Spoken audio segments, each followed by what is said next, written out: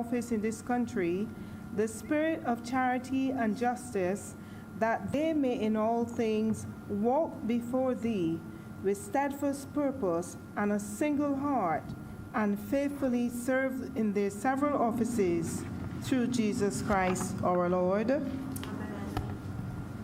Most gracious God, author of all good things, we humbly beseech thee for the Parliament of Barbados, especially the Senate at this time assembled, that thou wouldest be pleased to direct and prosper all their counsels to the advancement of thy glory, the good of thy church, the safety, honor, and welfare of our people. All this we ask in the name of Jesus Christ, our most blessed Lord and Savior. Amen. Say the Lord's Prayer together. Our Father, who art in heaven, hallowed be thy name. Thy kingdom come. Thy will be done on earth as it is in heaven. Give us this day our daily bread, and forgive us our trespasses, as we forgive them that trespass against us. And lead us not into temptation, but deliver us from evil. For thine is the kingdom, the power, and the glory, forever and ever. May the grace of our Lord Jesus Christ and the fellowship of the Holy Ghost be with us all now and forevermore. Amen. The Senate is now in session.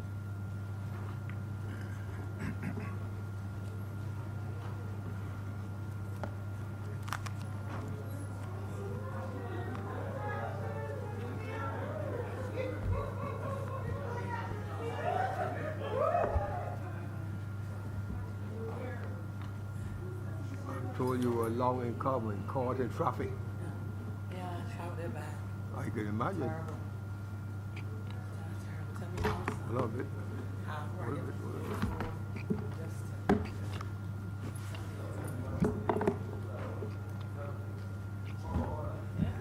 You got things? You got any? You got any excuse now?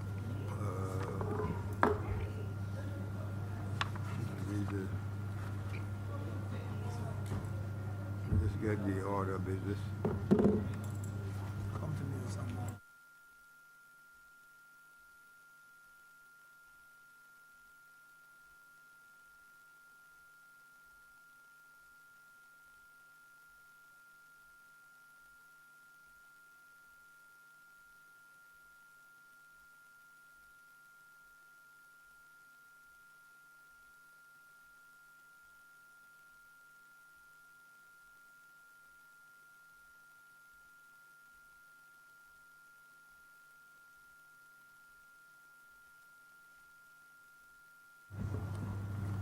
You lazy one if you ready.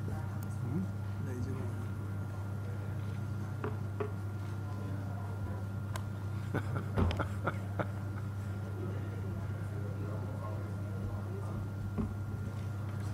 The clerk is in readiness. Please proceed.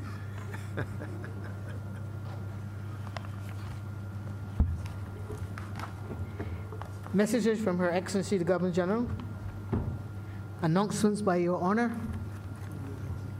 Yes, I'm advised that I've heard from Senators Walcott, Adams, Franklin, Holder, and Tate to the effect that they are unable to be with us today for one good reason or another, and they've sent the excuses.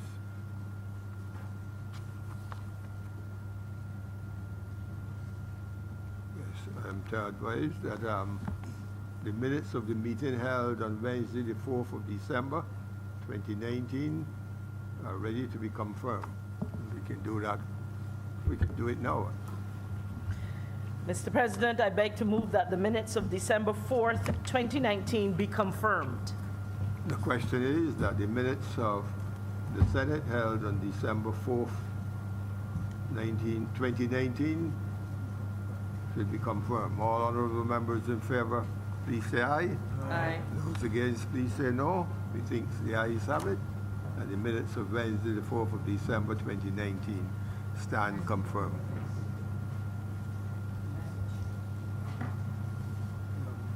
Pardon? You have a message. Is not? Yes.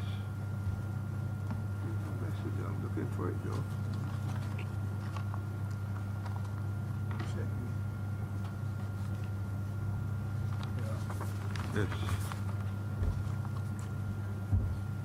The message from the Honourable the House of Assembly to the Honourable the Senate. I shall now read. The Honourable the House of Assembly has the honour to inform the Honourable the Senate that at its sitting on Tuesday, the 3rd day of December 2019, the Honourable the House of Assembly concurred in the amendments made by the Honourable the Senate to the Company's Amendment Number 2 Bill 2019 and the Queen Elizabeth Hospital Amendment Bill 2019. And that message is dated the 3rd of December 2019.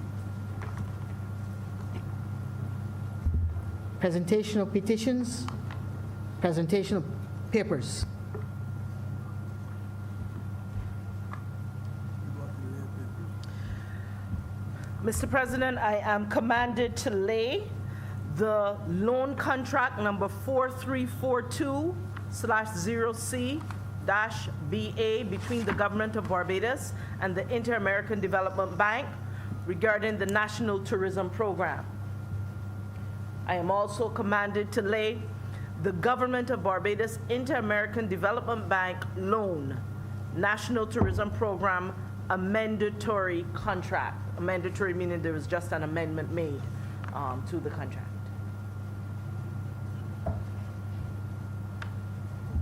Reports from select committees. Questions to ministers. Request for leave to move the adjournment of the Senate on matters of urgent public importance. Statements by ministers or parliamentary secretaries. Personal explanations. Motions relating to the business or sitting of the Senate are moved by a minister. Mr. President, I beg to move that we sustain that this Honourable House will now suspend Standing Order 45-2 to complete the items on the order paper in their entirety in this sitting. The question is that Standing Order 45-2 be suspended for the balance of the day's sitting. All honourable members in favour, please say aye. Those against, please say no. We think the ayes have it, and the standing order so indicated, 45-2, now is suspended.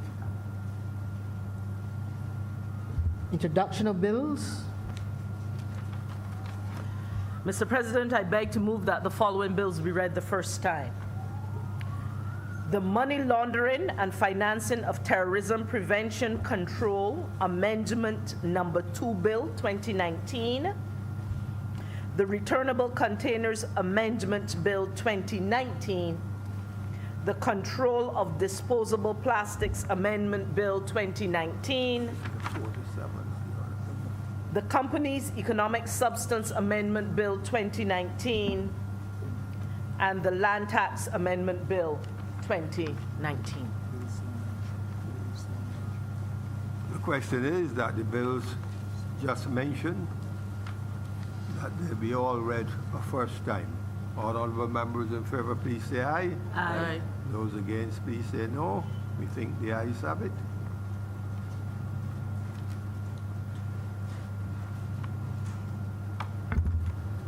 Public business.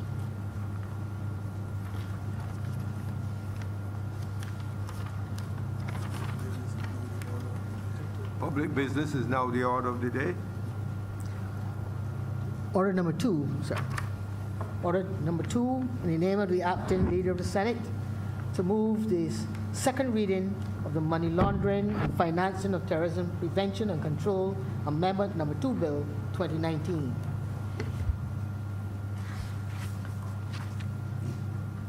Mr. President, as I rise to introduce the Money Laundering and Financing of Terrorism Prevention and Control Amendment Number 2 Bill 2019, I am very much reminded, sir, that we live in a world where it is important that we play by the rules that the rest of us will have to play when it comes to financial services, anti-money laundering, and all that will keep this world safe from terrorists and others. This anti-money laundering bill, sir, it seeks to help Barbados to become more compliant with certain international standards. There are several vehicles, sir, for money laundering, businesses, banks, insurance companies, charities. The list goes on, sir. Any means by which we can move money, especially across borders, sir, subjects itself to the scrutiny of those who will ensure that money laundering does not become a thing that is entrenched and embedded and that continues. In Barbados, sir, we have certain regulatory authorities, including the FSC, that regulates insurance companies and other entities. We have the central bank that regulates banks as well.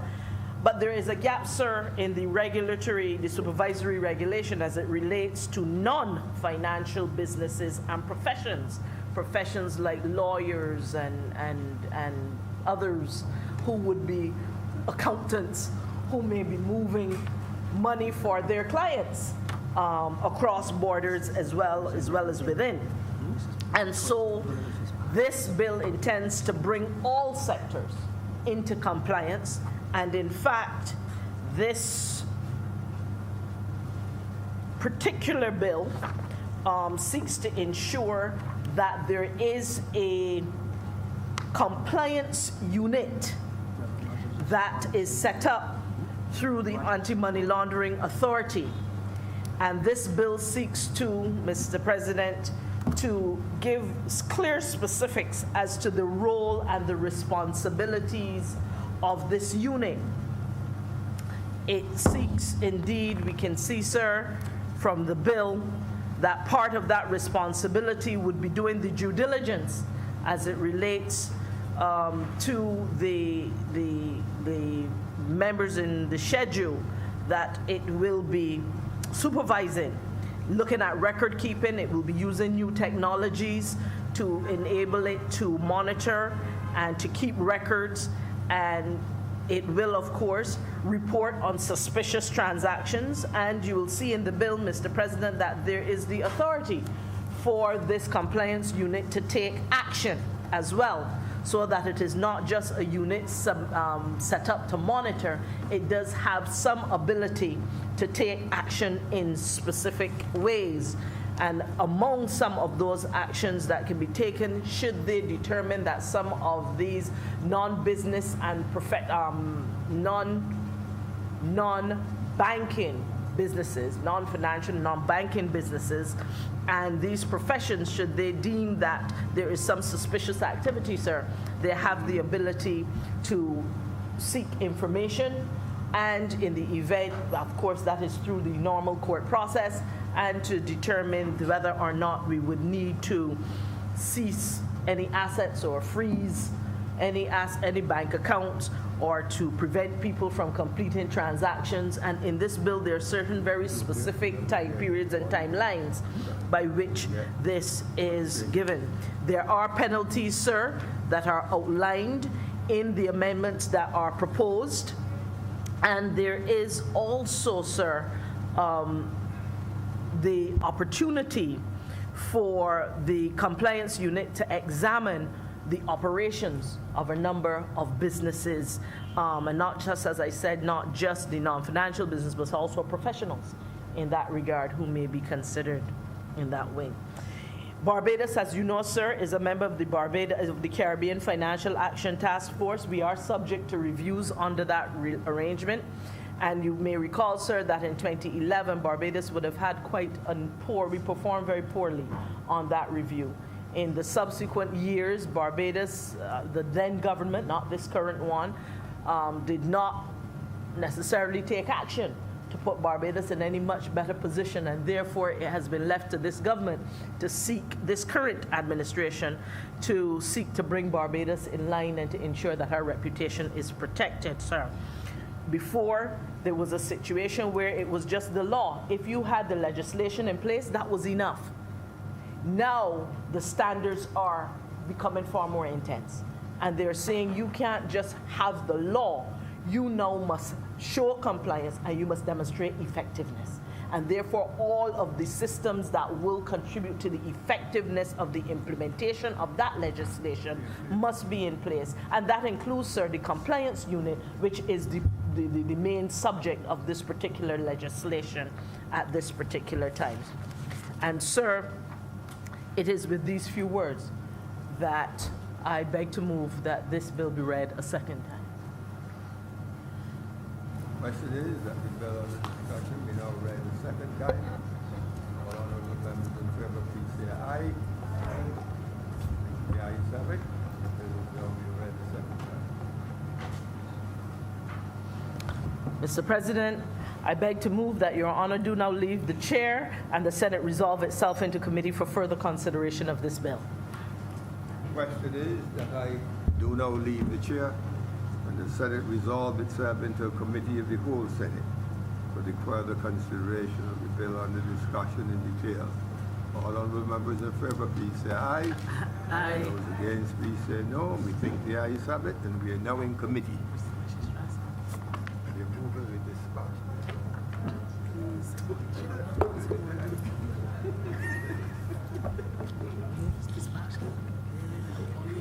Senate is now in committee.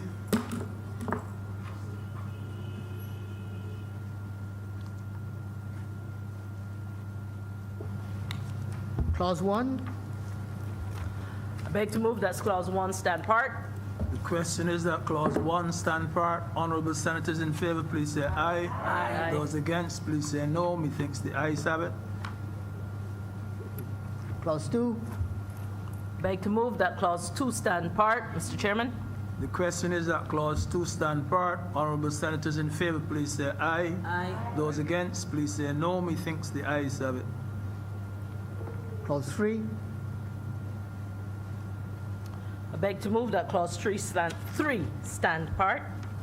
The question is that Clause 3 stand part. Honourable senators in favour, please say aye. Aye. Those against, please say no. Methinks the ayes have it. Clause 4.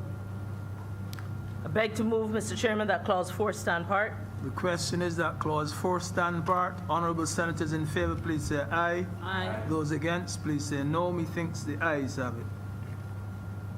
Clause 5. I beg to move that Clause 5 stand part. The question is that Clause 5 stand part. Honourable senators in favour, please say aye. Aye. Those against, please say no. Methinks the ayes have it. Clause 6. Beg to move that Clause 6 stand part. The question is that Clause 6 stand part. Honourable senators in favour, please say aye. Aye. Those against, please say no. Methinks the ayes have it. Clause 7. Beg to move that Clause 7 stand part. The question is that Clause 7 stand part. Honourable senators in favour, please say aye. Aye. Those against, please say no. Methinks the ayes have it. Mr. Chairman, I beg to move that you now report to His Honor the President the passing of one bill in committee. The question is that I do now report to His Honor the President the passing of one bill in committee. Honourable senators in favour, please say aye. Aye. Those against, please say no. Methinks the ayes have it.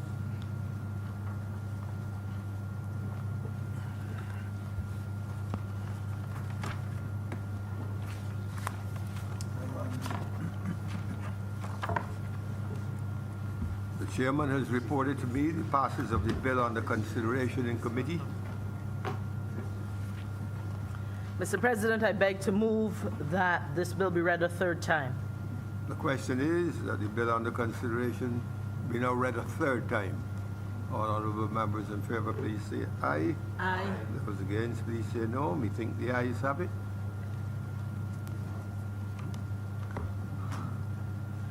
Mr. President, I beg to move that this bill do now pass and be cited as the Money Laundering and Financing of Terrorism Prevention and Control Amendment Number 2 Act 2019. Question is that the bill under consideration do now pass and be so cited. That is, as the Money Laundering and Financing of Terrorism Prevention and Control Amendment Number 2 Act 2019. Honourable members in favour, please say aye. Aye. Those against, please say no. I think the ayes have it. And the bill has been passed and will be cited as indicated. Order number 3, sir. In the name of the Order Leader of the Senate, to move the second reading of the Returnable Containers Amendment Bill 2019. Mr. President, as I rise to introduce this bill, I respectfully ask the Senate that we treat items 3 and 4 as a cognate debate, number 3 being the Returnable Containers Amendment Bill 2019, and number 4 being the Control of Disposable Plastics Amendment Bill 2019, given their direct relevance to the environmental health of the country. I would request the permission of the Senate so to treat. The question is that items number 3 and 4 under public business, the Returnable Containers Amendment Bill 2019 and the Control of Disposable Plastics Amendment Bill 2019 be treated together as cognate matters. And all honourable members in favour, please so indicate. Aye. Those against, please say no. Methinks the ayes have it, and you may now proceed to treat the two matters, 3 and 4, on the order paper as a cognate debate. Thank you, Mr. President. Mr. President, this government continues to move with dispatch towards environmentally responsible practices.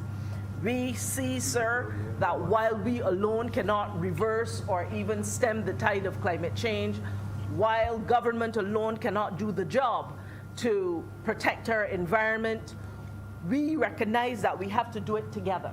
And these two bills, as you see together, is about having industry, individuals, government, and all of us come together to protect this fragile environment that we call Barbados and to ensure that we are able to leave a place that is suited for those that will come after us, our children and our grandchildren, and those who must also be allowed to enjoy this planet. The first bill, sir, speaks to the Returnable Containers Act, which, as you know, Mr. President, would have been passed in June 1986. But at that time, sir, the returnable containers, that act referred only to beverage containers. Since then, sir, the world has used many other types of containers made from materials that can be harmful to our environment, and to the extent that we cannot reverse the fact that they have been made, we can certainly seek to reduce the use of them by reusing them and recycling them, sir. This particular bill then seeks to expand the scope and remove the limitation on those containers that Barbadians can return and be able to collect an incentive for so doing. Sir, you know now you would see many conscientious people, including myself this morning. Sir, I packed a crate of Barbados Banks beer and I sent them off to purchase my fare for the current Christmas season, sir. And it was important that I was able to recycle those bottles at this time. And I think it is important. It was one. I see Senator Maynard is in the festive spirit and asking if I only got one. I guess he is seeking to have some more. Anyway, Mr. President, this is an important step for us because I think it signals the fact that this country is serious about recycling and that we are willing to revisit and consider ways in which we can improve what we now currently have in legislation that will be regulated. So, sir, this particular bill expands those containers or those items that can be recycled for a fee to include plastic, glass, and metal containers. And these are all outlined in Appendix 1 of this bill under consideration. They will include the polyethylene, terephthalate. This is a very different, it is the PET bottles, sir. You know, it is the PET bottles, the big PET bottles that we could not recycle before, sir. Remember, we could only recycle the smaller ones, but now the PET bottles are included. Also included is the high-density polyethylene, HDPE, and the low-density polyethylene containers that are 1 liter and over. Again, we are allowing people to recycle the larger sizes as well. And also other glass containers and other non-glass containers, as well as the aluminum cans, sir. And so we are recognizing that the world has changed, packaging has changed, containers have changed, and we need to expand the law to ensure. Now, sir, for those who will be looking to make some money, Senator Cummings this morning was talking to us about how much money she might be able to make on her returnable containers. Sir, it was for the glass and beverage bottle, a refund if you recycle these bottles and turn them into the appropriate places, 15 cents, sir. For those PET bottles, 10 cents. For the high-density polyethylene and the low-density containers that are 1 liter, over 1 liter, 5 cents. For the other glass containers, 5 cents. For the non-glass containers, 5 cents. And for the aluminum can, 5 cents. And so, Mr. President, I believe that this returnable containers bill will seek to ensure that we become more responsible as it relates to recycling. And sir, recycling and reuse, I must add, sir. And the second bill under consideration, sir, which is the control of disposable plastics. You will recognize, sir, and this bill, when it was previously passed through this House, would have received extensive debate. And so as not to delay this House further, sir, I will speak directly to the amendment to which it relates.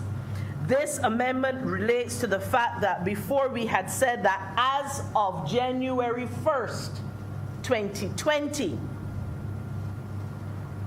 there would be no importation, manufacture, use, or disposal of petroleum-based plastics. And in particular, we were talking about the petroleum-based plastic bags at that time. Sir, this government is a listening government.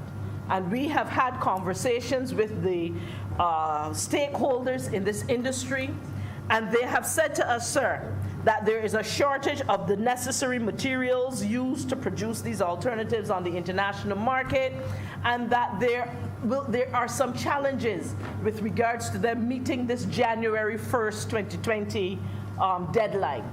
We have therefore said to them that we will extend this until April 1st, 2020, giving them that extra time, because we recognize, Mr. President, that we cannot simply have the laws in place.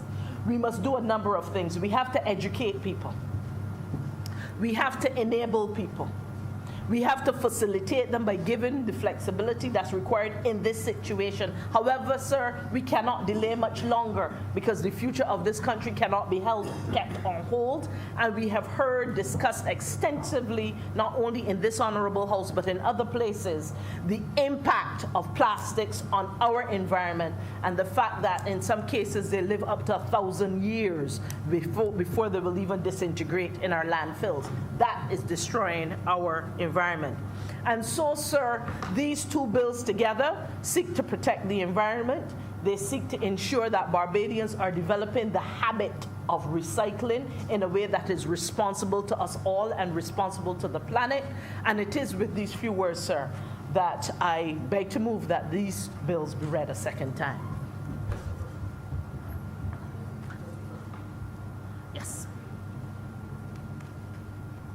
sorry? Move that number 3. Okay. Read a second time. Mr. President, I beg to move that the Returnable Containers Amendment Bill 2019 be read a second time. I recognize Senator Drake. Good afternoon, Mr. President. Good afternoon to the Honourable Chamber. I would like to thank the Acting Leader of Government Business today for her quick but thorough review of both bills. And I'd like to just say a few words as it relates to the amendments before us. And I'll start where she ended as it relates to the amendments related to the Control of Disposable Plastics Act.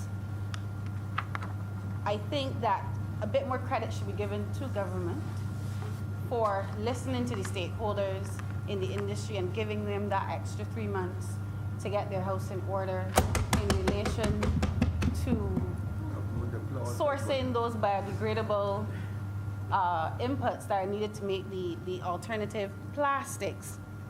And what, for me, that marked was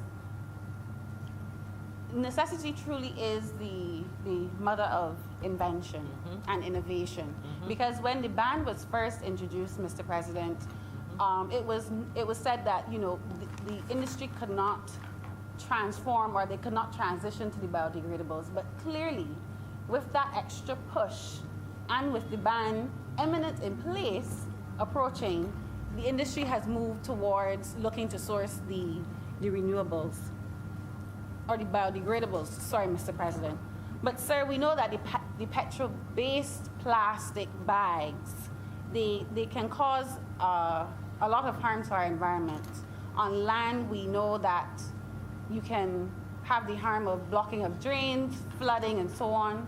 And then once they get into the marine environment, they are a danger to marine life and other species in the environment like turtles, fish, and so on. So what I am saying, Mr. President, this morning is that I am happy that that transition is happening, and I'm happy that the government is making the amendments to delay the ban to April 1st, 2020, to ensure that those businesses stay in operation at this critical time, and that persons are kept employed in those businesses. And in doing so, they're also still holding firm that we must move away from petrol-based plastics being manufactured here in Barbados. And what I'll also urge those in the sector to do is not wait sometimes for the government to have a heavy hand to make those types of innovative transitions, but to do the research and make those transitions even in the wake of not having to do it. It shows that they can, and that this is something, more of a lesson learned, that there are things that we can do and we should do in Barbados as it relates to research and development, and clearly we're capable of doing it, Mr. President. And sir, speaking more now to the first bill, the item number 3, Returnable Containers Amendment Act. That bill, Mr. President, I think is a wider discussion on waste management and integrated waste management. I know that is something that's quite topical now in the media and in the press as it relates to government's introduction of the new garbage trucks that have come to the island. I believe the number is 10 that were brought through the port recently. And I'm surprised that you guys are not recently tabled.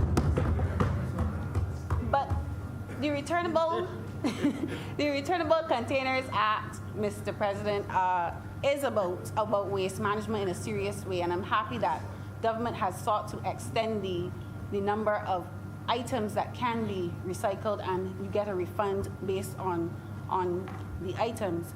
But I believe that we can do a lot more. We can do a lot more.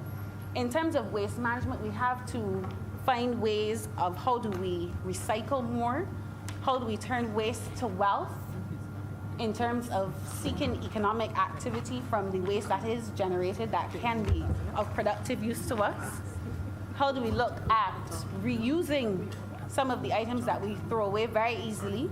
Even in my own household this morning, there was an item that broke, And the first thing that was said is, throw it away, I'll go and get another one. I said, no, you just need some glue and the item can be fixed. So there's some simple things sometimes that you can do, but we're so accustomed to that consumerism behavior. You know, if something is broke, you throw it away and you buy something new. We no longer fix things, Mr. President. We throw them out. And I think once we can start to cultivate a practice where we start to reuse items, repair items, that can also be something that can serve us in good stead in the future. But more so, Mr. President, looking at recycling, there are some things I think that we could possibly also look at.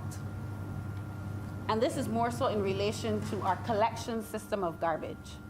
I'm not sure if I spoke about this before in this chamber, but now that we have the new trucks on the road, I think one of the things that we could possibly look at is the strategy around collection. Mr. President, there is enough information, data, and technology for us to possibly come up with a more efficient way of collecting garbage. And I say that because there are some areas in Barbados that are more densely populated than others. And if we can start to pilot even collection points around the island that persons then take their waste to those collection points, I believe that that would reduce the amount of strain that is put on the equipment that is being used at the Sanitation Authority. Because I know that that was one of the critical things that we needed to get done. But in the long term, if we can extend the life cycle of the assets, the equipment that the SSA has, by introducing a more efficient way of using the resources that they have, I think that is something that we should look into in terms of the long run. Because if we come up with a more efficient way of collecting garbage at possibly collection points, you reduce the number of routes that you would possibly have, and you reduce the wear and tear on the equipment, and possibly then now have more equitable working hours for those persons who are engaged in working to collect the garbage across the island. And that can be done in a way that you utilize, let's say, for instance, the data that is collected in the census. You know not just how many households or how many homes are in an area, but you also know the amount of persons within those homes. And you then have the spatial data as well, so you can look at mapping your routes around where persons are located and how much garbage is being collected in those areas. And I say that because we are year on year collecting, or generating, I should say, more waste in Barbados. So on average right now, we generate about 1,000 tons of waste or garbage a day. To put that into context, a grown, mature elephant is 1 ton in size. So that is to give you context in terms of how much waste that we're generating daily. And from 2005 to 2015, the increase has been about 20%. So in 2015, I don't know if the senator on the other side, who is versed in all things waste management, can speak to a more updated number. But in 2015, though, we did generate over 400,000 tons of waste here in Barbados. And I don't know what the recyclable numbers are even, but I did find on SSA's website that in 2015, we recycled only 16,000 tons and we exported that. So that's only about 4% of the waste that is being generated that's recycled and then exported out of Barbados. So, sir, what I'm calling for, now that we have these trucks and we're all happy that collection will become more regular, more frequent, is that we look at how do we extend the life cycle of the equipment that we already do have. They came with engines. Sir, I'm hearing a size that I really don't want to repeat. But nonetheless, a more, if from the goodly reverend, a more efficient way of dealing with our waste. And I start with the collection points as a pilot project because we already have a best practice for something like that. We spoke to it this morning in terms of bottle collections. You sort at home, and then you take it to the collection point where you know that they will be refunded. So if we can start to have that type of program now with other materials in our garbage system, then I think that that could be a step in the right direction. The acting leader of government business noted that we now move from 2 items being able to be refunded under the amendment in the Returnable Containers Act bill, and now we have 9 categories ranging from 15 cents to 5 cents. And I think that that is something that has to be commended.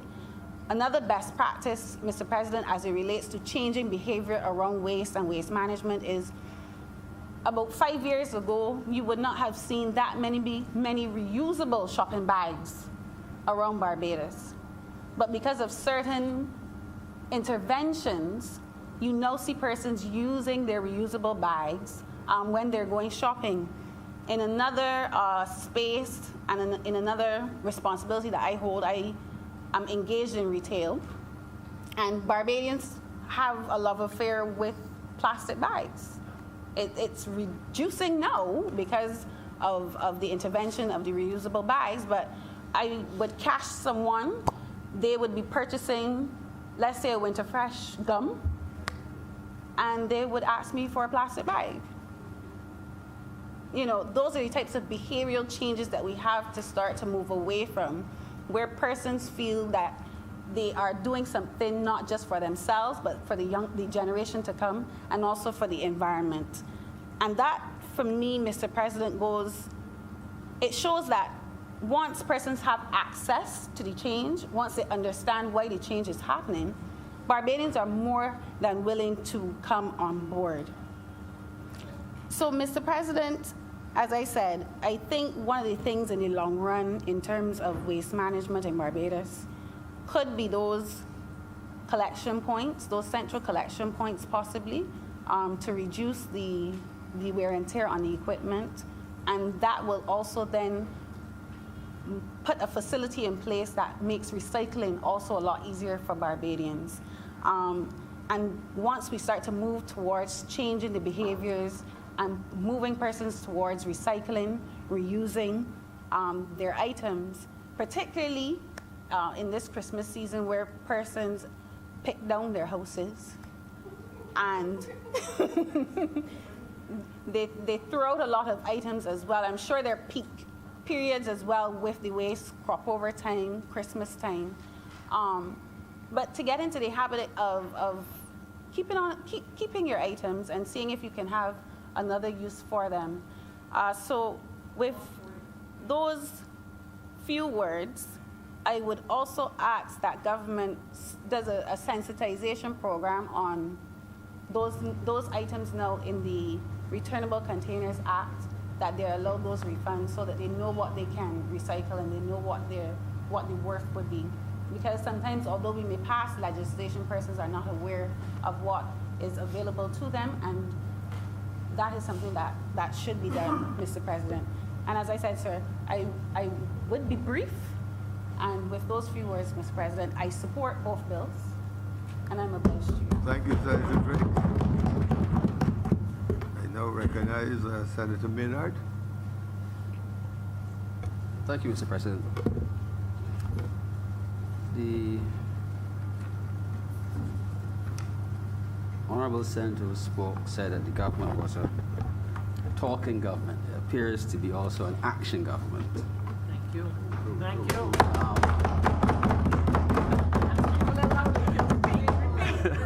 You come this side, you know. Mr. President, I want to say that I support these 2 amendments in the entirety. However, we have, Mr. President, we seem to have limited the size of containers on which you can get a refund at 3.8 liters, which I think is about a gallon. So I have noticed that lots of the 5-gallon containers that bring in cooking oil for commercial entities are lying around the place. And all the large 55-gallon drums that bring in toxic materials, there doesn't seem to be any clearly delineated path for disposal. And that concerns me because Senator McConney spoke about environmental health. And while these bills will hopefully reduce the amount of material going to the landfill, we've not made any steps to towards dealing with the things that will kill us. I spoke before, Mr. President, about batteries that we bring in, that in other places there are clearly laid out rules for disposal, and we've not enforced them. Bulbs, we've moved to LED bulbs, and we have thousands of fluorescents that end up in the landfill that really probably shouldn't be in the landfill. Mr. President, we have alternatives now to plastics for single use and for food and various things like that. And I recently took the time when I emptied one to look at the bottom, and it did say biodegradable, but when I read the print, it also said it may require special facilities. So I need to ask, if persons are bringing these products into the country in large numbers, do we or will we insist that the products which they bring in must not require special composting facilities, which we do not have? Otherwise, we are adding quietly to the burden which we want to get rid of. Now, Mr. President, I recently went to a hardware store and I asked to purchase a product which we've heard a lot about recently, and it's causation of cancer, and there was a case in a large country where there was a large settlement over this matter. And I was surprised to see that we can still buy it freely on the shelves here, and you can buy it by alternative name. And I had to have to ask, well, if we know what it does, why are we still allowing it to be sold in this small country? Why are we still doing this? Roundup. Yes. Why are we still allowing it into the country? If it's not good enough for other people, it certainly can't be good enough for us. I'm pleased, Mr. President, that I looked at a newspaper and I saw some spanking new trucks, and I thought I recognized a colleague standing very casually next to them. And I was happy about the trucks and what it would mean, but I would like to ask that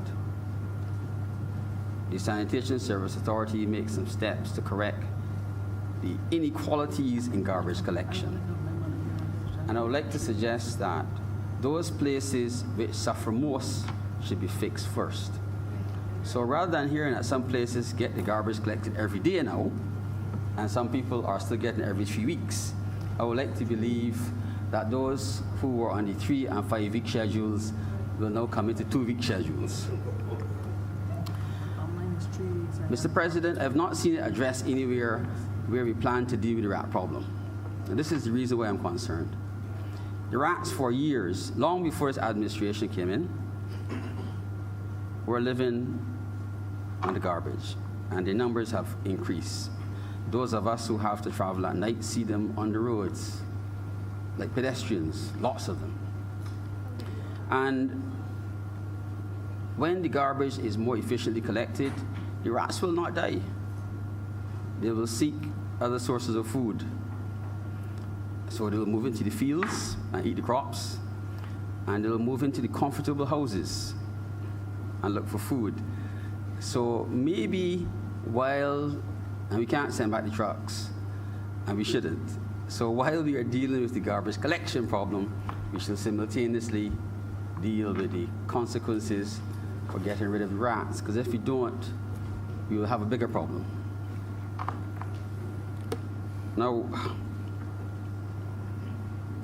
no one has recently spoken about burning of garbage, and maybe it's a good thing that we haven't. But Mr. President, what this government appears to be doing, in my opinion, is the right thing. They appear to be having a well-thought-out, long-term strategy that will benefit the country when it comes to disposal of garbage and recycling with a long-term plan. And I would hope, Mr. President, that we do not see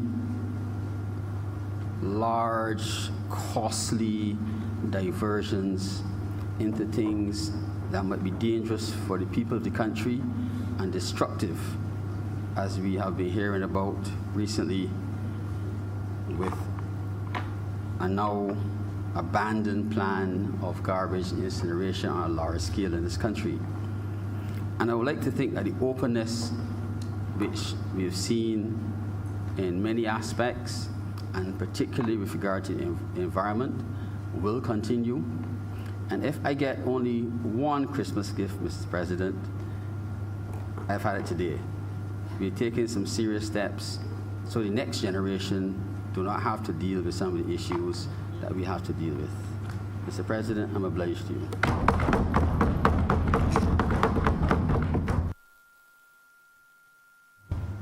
Senator Althea Biggins. Good afternoon, and thank you, Mr. President, to say a few words on these two bills which I wholeheartedly support. I want to congratulate the government on the new garbage trucks. It was really a welcome sight for Barbadians, because there's been a lot of discussion going on in the country in terms of the garbage collection. And as Senator Maynard said, my garbage collection, to be honest with you, we were getting a garbage collection like every 4 weeks or so, and that's endurance. So I'm hoping that with these new trucks that are coming in, that the scheduling of trucks and so on to pick up garbage would be, you know, those of us who suffered a lot would at least get, you know, once a week, because in Rendezvous, they get once every week, and I'm like really surprised that Rendezvous will be getting garbage collections once a week, and we Endurance were going for like every 4 weeks or so. So it really was a very difficult time, and I know it takes a while when you order anything, you know, like trucks and so on, that most likely they have to be custom made and so on for the environment. What I would like to see, however, Mr. President, is that in terms of maybe the next set of garbage trucks, maybe the order has been put in already and that couldn't happen, that they would be mechanized. And mechanized to the extent that, you know, they're actually picking up the garbage things themselves, rather than the men lifting these heavy cans, excuse me, and so on, and putting the garbage into the garbage trucks. It would assist them greatly in terms of their health and their backs and so on. Also, I would like to see the sweepers. The sweepers will be one of the things that you can put on order, where they can sweep by the side of the roads, and in cases where you have they cut grass and so on, they're left on the road. And years ago, as Senator Greenwich would know, we had donkey carts would pass and pick up the things by the side of the road. Now we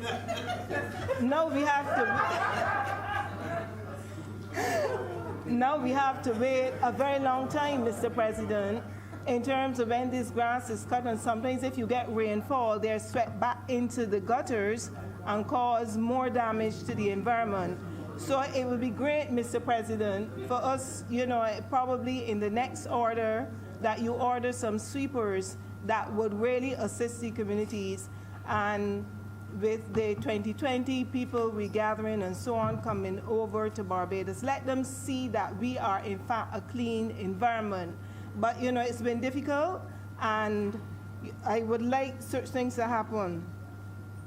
One of the other things that I think that we should put in place, I don't know if it has to be legislated, Mr. President, is really the sorting of garbage. So you should have domestic waste, you should have food waste, and then you should have plastics. I know we have talked about recycling for a long time, but in other words, you will have 3 garbage bins at your house, and you would have a different type of garbage truck, and on a different day, to collect the garbage.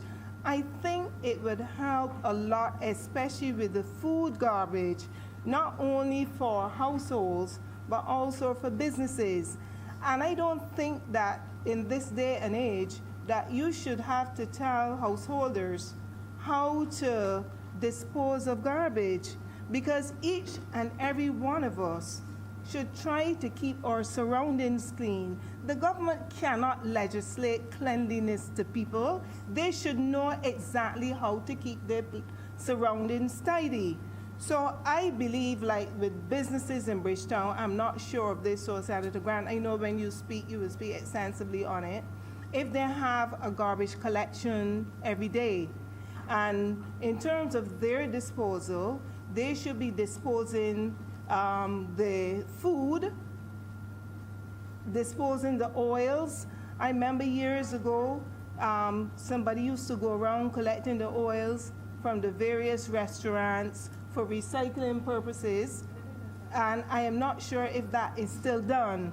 But if we continue and put all of these measures in place, I think that we are going to make for cleaner Barbados.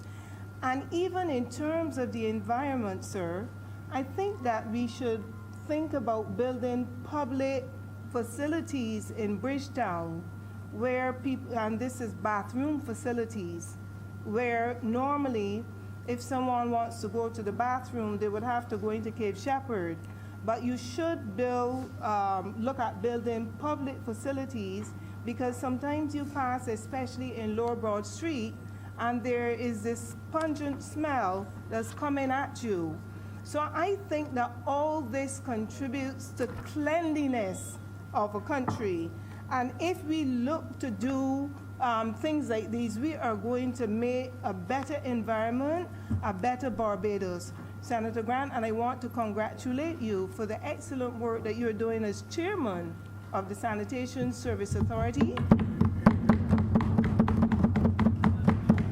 And I would hope that the few suggestions that I've made in terms of the various trucks, the sweepers, and you know, the different ones for domestic food and so on, that you take that on board in your future planning. And I'm sure in the long term, Barbados will be a cleaner and friendlier place to be. So come 2020 with the regathering, when people come to Barbados, they will say, wow, Barbados is just like the big cities that we've come from, and we don't want to have the negativity. So we have to support the government with these you know, different initiatives that are being put in place, so that at the end of the day, Barbados will be a cleaner and friendlier society. So, Mr. President, with those few words, I support both bills at this time. Thank you, sir.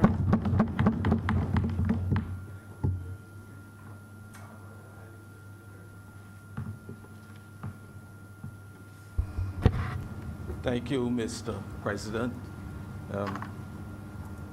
Lots of the issues that would have been raised so far in this debate I wanted to speak on, but some of them are worth re-emphasizing, because I am very passionate about environmental issues, and I think we have a long way to go in this country before we really get to the point where we start to see a reduction in the amount of waste that we dispose, and in really seeing some good waste management practices in the country.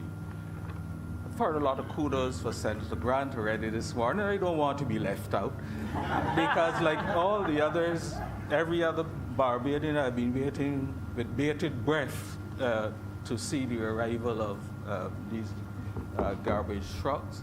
And so congratulations to you, Senator Grant, and all of the rest of the individuals and persons who would have been involved in getting this venture up and going.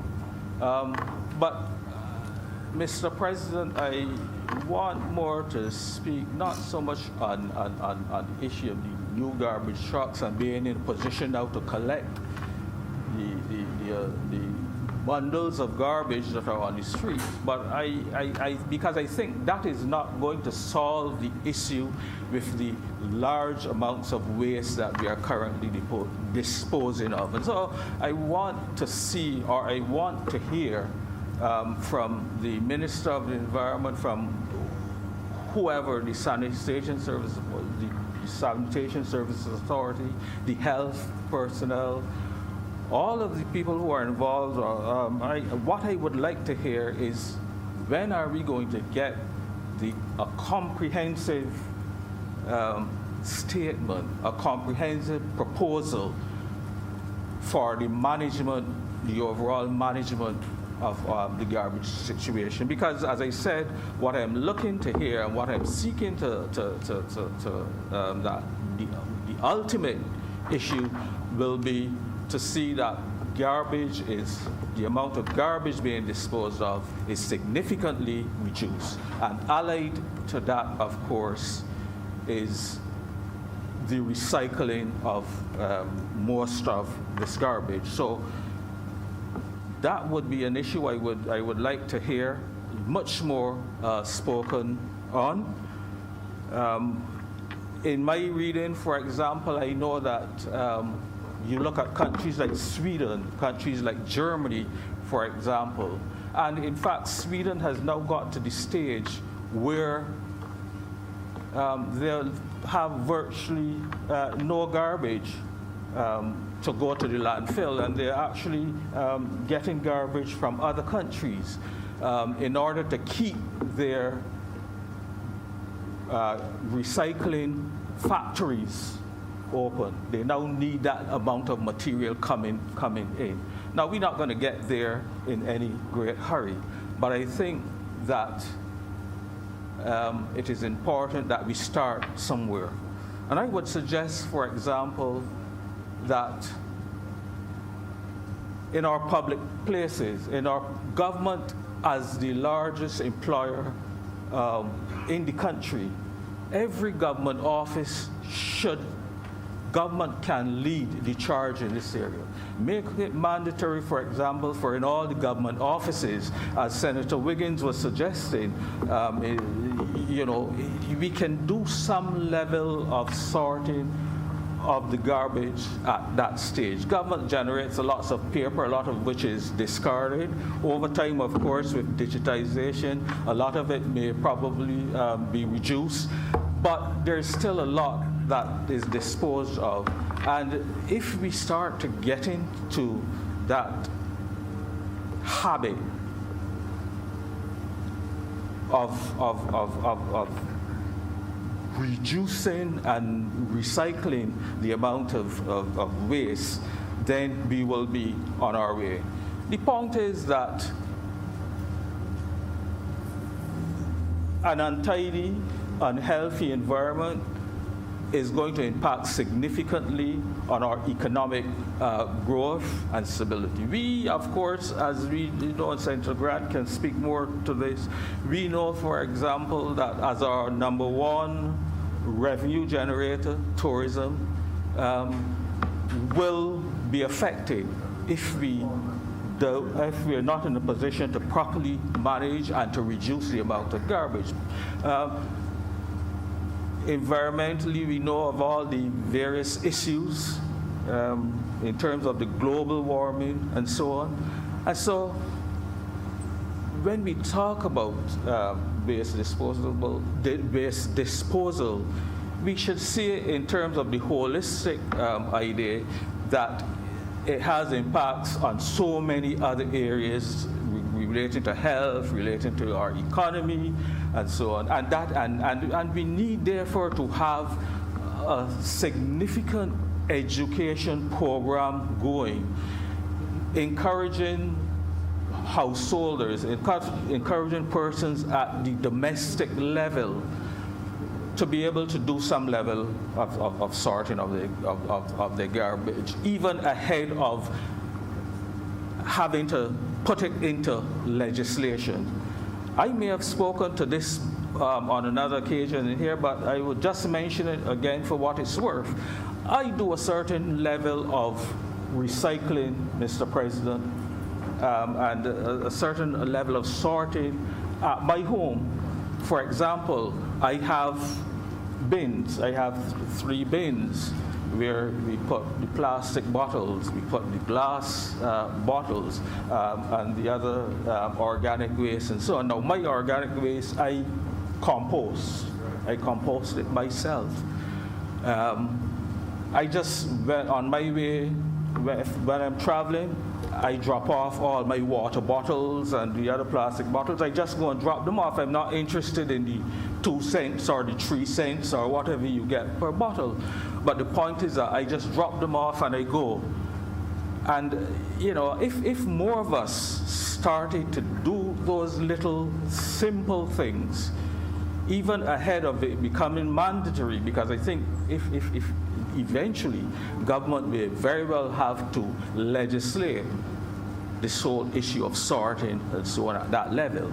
But these are things that I'm saying that we can do to save a lot of the garbage which goes to the landfill. And I have seen a significant reduction in the amount of garbage that I have to put out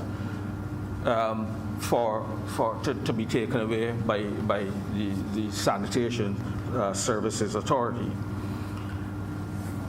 Mr. President, the other area in which I think is related and relevant is that I would suggest, and I know I would suggest some level of incentives perhaps to encourage this whole issue to which we speak, that this be given to the companies that are involved in recycling.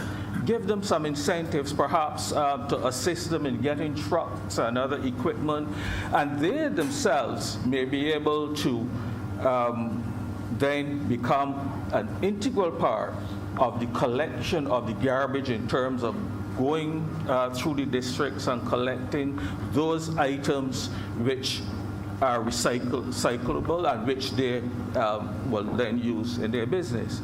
But I think, you know, perhaps tax incentive, I don't know, but I'm just saying that we can use our imagination, government can use its imagination to come up with some things which can encourage more of these companies to grow and to prosper.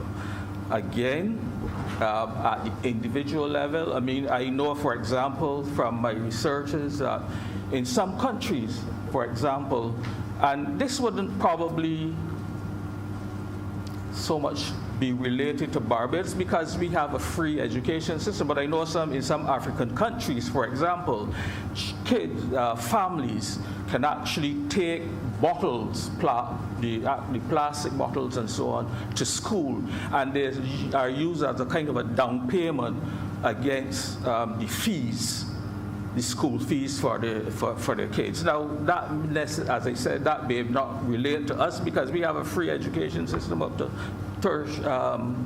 tertiary level. But what I'm saying is there are some other things you can do. I know, for example, there are other countries where you can dispose of the same bottles and you get some theater tickets, for example, or some other little chit which you can then use to reimburse or use to reduce the prices when you go into you know, the supermarkets or wherever. So there are some things that we can identify which we can quickly and easily implement to assist us in the reduction of the garbage situation. The other point which I just wanted to mention is I think I mentioned education before, but specifically I think we need to introduce some of these things into the schools. At the primary school level, at the secondary school level, we need to get those students involved, because if we can get that learning and that education reinforced into those students at that level, I am sure that as they progress in life and as they grow older, they will continue to have those good habits and then we will be seeing the fruits of our investment in terms of these issues. Just also to mention, I remember, for example, Dr. Colin Hudson, and I don't know, others may remember Dr. Colin Hudson, but when I visited Dr. Colin Hudson, for example, and he gave you drink, for example, he used to use disused containers, for example, old Bico containers, yogurt containers, and so on, which he used to serve the drink in. Now, we may not be that as passionate, or we may not get to those levels. But the point is that the more we educate ourselves, the more we educate our children into these issues, we can see the possibilities for being able to do more of this recycling that we are trying to get our citizens to do. And so, Mr. President, it is with those few words that I am happy to support these two bills, and I trust that as we move forward, as I asked for before, we will see this comprehensive report for our garbage management as we go forward. Thank you, Mr. President. Thank you, Senator Terry. I now give the floor to Senator Greenwich. Mr. President, I almost wanted to apologize to Senator Grant because, to be quite honest, my name was not down to say a word at all. But I just raised certain make one point, Senator Grant, 1 point and 1 point only. And it has to do with the safety of the worker. Because I realize, Mr. President, that the more trucks you have on the road, it also means the more workers, the more drivers you begin with, the more drivers you're going to have. And as a corollary to that, the more workers you're going to have now to look out for who are manning those trucks. And I believe, sir, that sanitation must sit down with these workers and should ensure that those who work on those trucks have the training necessary for doing that job.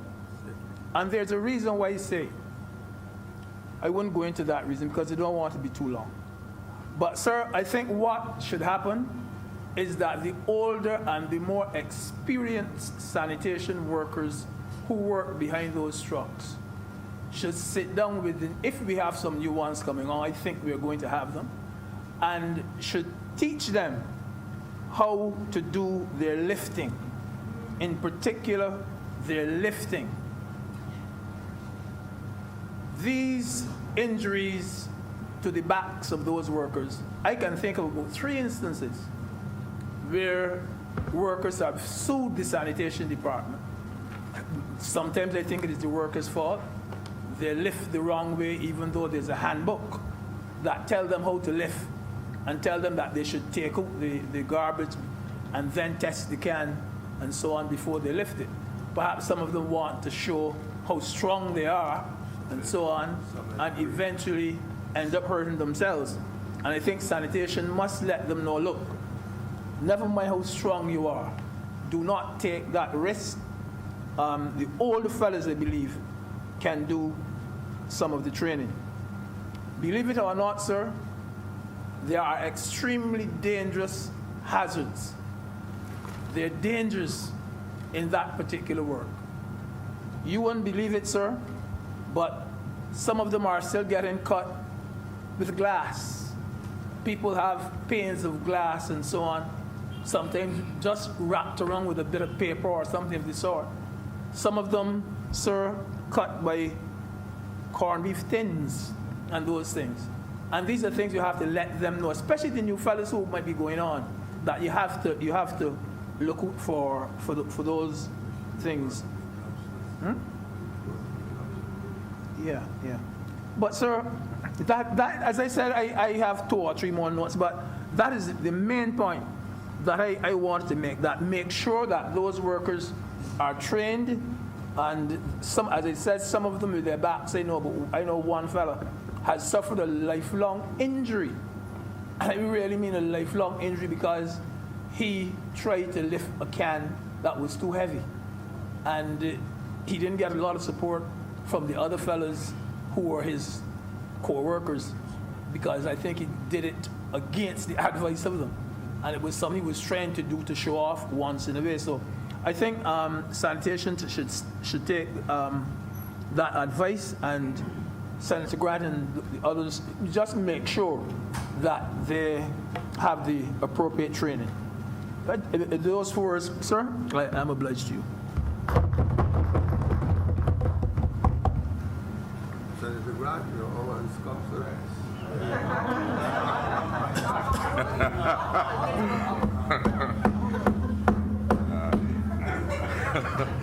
Thank you, Mr. President. I'm very happy today to be here in support of these 2 pieces of legislation for consideration by this Honourable Chamber.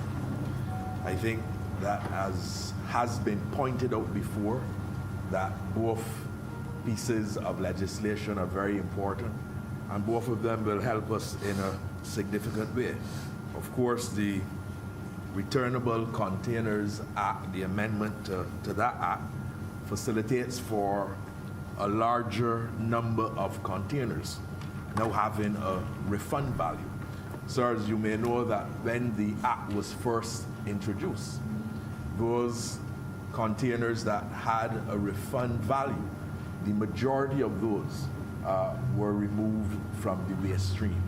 And it is therefore the expectation that with the refund value, and I believe the schedule to the amendment provides the refund value for all of the containers.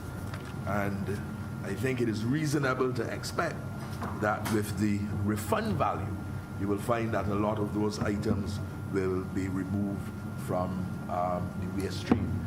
And therefore it means that we will probably be able to extend the life of the landfill. I can't say, sir, how long that extension would be, but I do know that it is presently being speculated that the landfill would have another 2 to 3 years. And therefore, we have to make a decision very soon with respect to the overall waste management. That is going to be very, very critical. So, sir, my understanding is that there will be the bleach containers, squeezy, and those kinds of things now will have the refund value, and that they would go from the waste stream. You know, sir, we very often speak to the compactor trucks or the garbage trucks. We don't very often speak to the wider issues of equipment that the Sanitation Service Authority is utilizing. You know, sir, there was a situation 8 years ago. There was no landfill compactor. What that meant was that there could not be proper compaction at the landfill. There had to be the utilization of skid steers or bobcats to deal with the compressing of waste at the landfill. I'm happy to report, sir, that the Sanitation Service Authority has received a Bogmag landfill compactor, and that is going to assist significantly with operation at the landfill. The Barbadian public generates, sir, when the waste characterization study was done in 2015, it indicated that at that time, Barbadians were generating 400 tons of garbage a day, or 1.43 kilograms per person. And that study, sir, and if I could just make some reference to that, that study, sir, spoke to the issue, like I said, of the municipal solid waste, and all that means is the regular garbage. And there was a breakdown of the different type of waste. Paper and paperboard products would have been between 10% and 23%. Glass between 2% and 8%. Metal between 3% and 6%. Textiles between 7% and 10%. Organics between 25% and 41%, which is a significant element. And I want, sir, to spend a little time speaking to the issue of the waste. But before I get there, let me also make this point. Recently, I was on a site visit, and the officer from the Sanitation Service Authority pointed out a number of different containers to me that were just thrown by the side of the road as litter. And she indicated to me that with the amendment to this bill, to the Returnable Containers Act, that those kinds of items would be removed, and that you could expect that there would not be as great an impact with respect to drainage. She also reminded me, sir, that about 2-3 years ago, there was a drainage exercise that was carried out in Bridgetown. And there were numerous bags of containers that would have been taken from the drainage. So that with the bill, we are also anticipating that we will see an improvement in the drainage. And of course, sir, an improvement with respect to public health. Because the reality is that a lot of those containers, there's water, you will get the breeding of mosquitoes, and we know about the kind of ailments and diseases that the mosquitoes can carry. So I think, sir, that is a very positive thing. Not only the extension to the life of the landfill that can be expected, but we can also expect that there will be some positive impact with respect to drainage and also with respect to public health as well.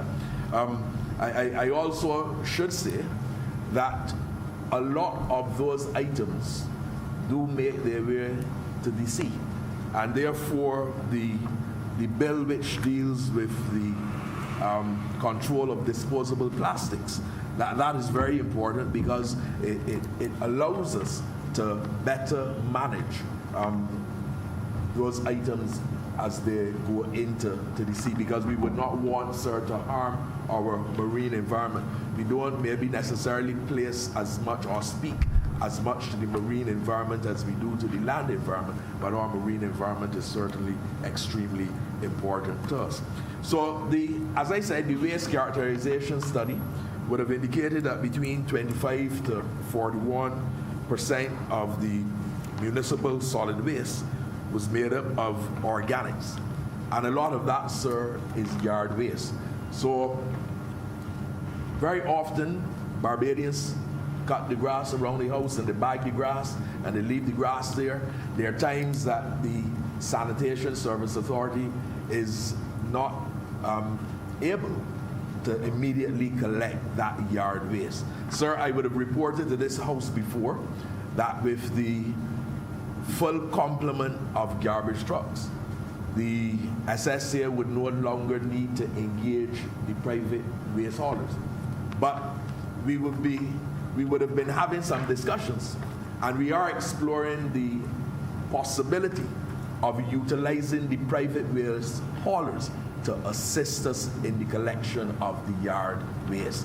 That is very important, so that while we have a situation where we have more garbage trucks, at the same time we are able to deploy the private waste haulers to assist us now with the collection of yard waste. Sir, we have 4 private waste haulers that we are presently utilizing, and of course, sir, we will be working with them then to assist us with the yard waste.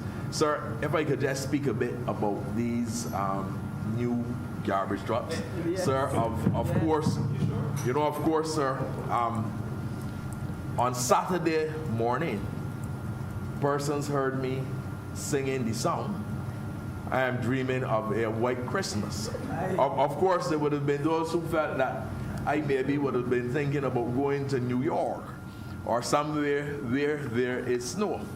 But sir, when they saw the trucks coming off of the ship, they recognized that the trucks were white, and therefore that was the white Christmas, sir, that I was dreaming of. Sir, not simply for myself, but sir, for all Barbadians, because it is important, sir.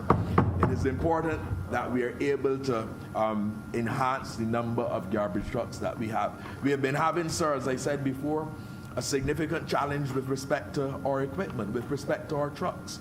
And we have some trucks known as freight liners, 15, 16, 17, 18 years old. And those trucks, sir, have been continually breaking down, so that we are extremely happy that we have these 10 new trucks. Sir, let me just say that those 10 trucks were trucks specifically identified and ordered because we heard the concerns of Barbadians. Essentially, Barbadians were saying, look, you order trucks, and the trucks are taking too long. The truck, sir, that we would have ordered. You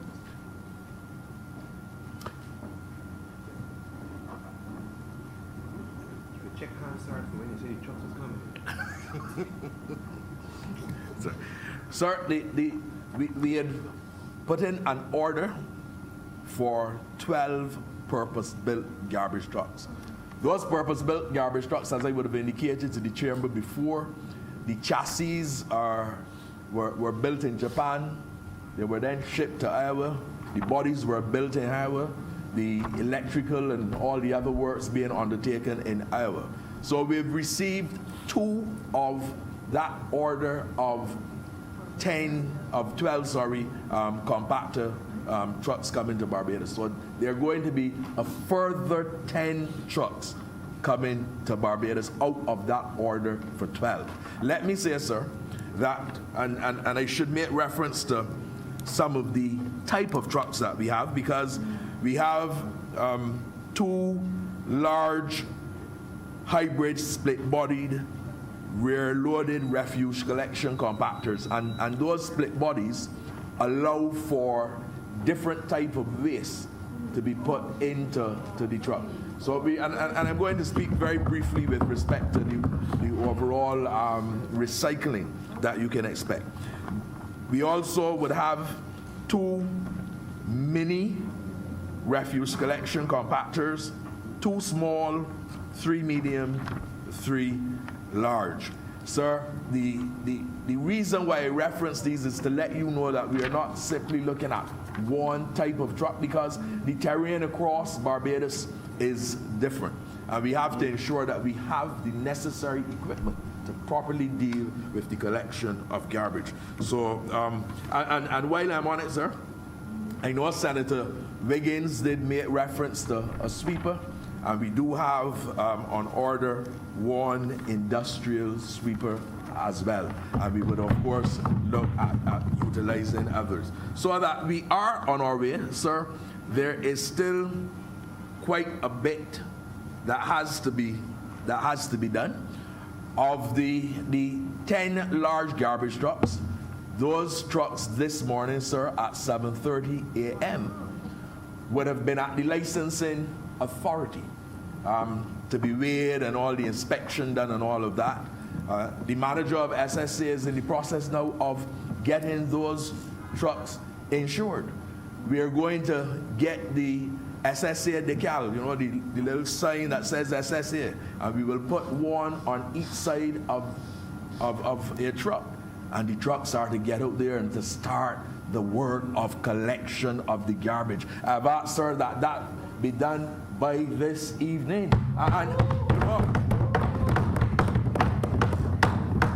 you know, sir, this process has really taught me about a government at work and a government that can get things to happen. On Saturday night, I was speaking with a friend of mine, and he said to me, well, Rudy, I would expect then in another week that you would have the trucks operational by the time you go through the whole process of licensing and inspection and all that. I said, no. That is too long. And the reason why we've been able to get things to move quickly is because we've had good cooperation. It's not only by the management and staff at the SSA. We've had significant support from the Barbados Sport Inc. Senator Cummings would have been in the port with us on Saturday morning, giving significant assistance and marshalling the troops. We've had the Ministry of Finance officials, the Ministry of Transport, Works and Maintenance. We've had Customs as well, assisting us significantly in making sure that we are able to get those trucks out in a timely manner. And I want to say, sir, that we should use that now as the model, because time, we don't have time put down. We don't have time to waste. We have to make sure that we properly utilize all of the time that we have. And I heard Senator Drakes making reference to the need to change behavior. And I think that is very, very important. You know, if you don't change your behavior willingly, it will be imposed upon you. And when I heard Senator Drake speaking, I remember the story I heard of a Trinidadian during the oil days when the money was flowing. And he had this Trinidadian had a leg of pork. And he wanted to bake the pork, and everything was fixed up and thing good and all of that, seasoned up and thing proper. And then when they went to put it in the oven, the leg of pork was too big for the oven. And the Trinidadian says, no, not good. Send out and buy a new stove instead of cutting the pork. You understand? And I only made that point to say that you have to change your behavior in such a way that it contributes positively to what it is that you are doing. But your point, Senator Drakes, is well made. Someone, sir, did show me a post on social media where someone made the claim that the SSA will now spend between $10,000 to $15,000 to paint each truck, and suggesting that there was some kind of steel in there. So let me make this statement definitively. The trucks will not be painted. The trucks will just have the decal, and the trucks will get to work. That essentially, sir, that is what needs to be done. So, sir, as I said, we will utilize the private waste haulers with respect to the collection of the yard waste. Let me just speak very briefly to the landfill. Because, you know, once we start to have a situation where there is the collection of the yard waste, and we start then to focus on things like plastic and paper products. And sir, I'm just looking for a document I have. I can't go into the details of the document because it has not yet been fully discussed by the cabinet. But I do want to alert members of the House that we are looking at the overall program of recycling. And very shortly, the Sanitation Service Authority has been in discussion with the Ministry of Environment and National Beautification. There is a comprehensive proposal that will be put to the cabinet dealing with recycling, dealing with the different types of bins that will be utilized. So I want to give you the assurance that we are indeed looking at those matters to ensure that we are able to put those kinds of policies and procedures in place. The landfill, as you know, sir, in fact, a landfill attracts a lot of, I believe the term is vectors. That is the term of which would be a lot of flies and a lot of rodents. What is important now that we have that yard waste being collected, we can use that yard waste as cover for the landfill. And the cover essentially would stop the access to the waste by the the flies, the rodents. You have stray dogs as well that would go to the landfill as well. So our expectation is that once we put that measure in place, we will also be able to have additional cover that we can utilize for the landfill. Let me say, sir, as well, that I think that the provision with respect to the amendment to the Returnable Containers Act also provides an opportunity for further entrepreneurship.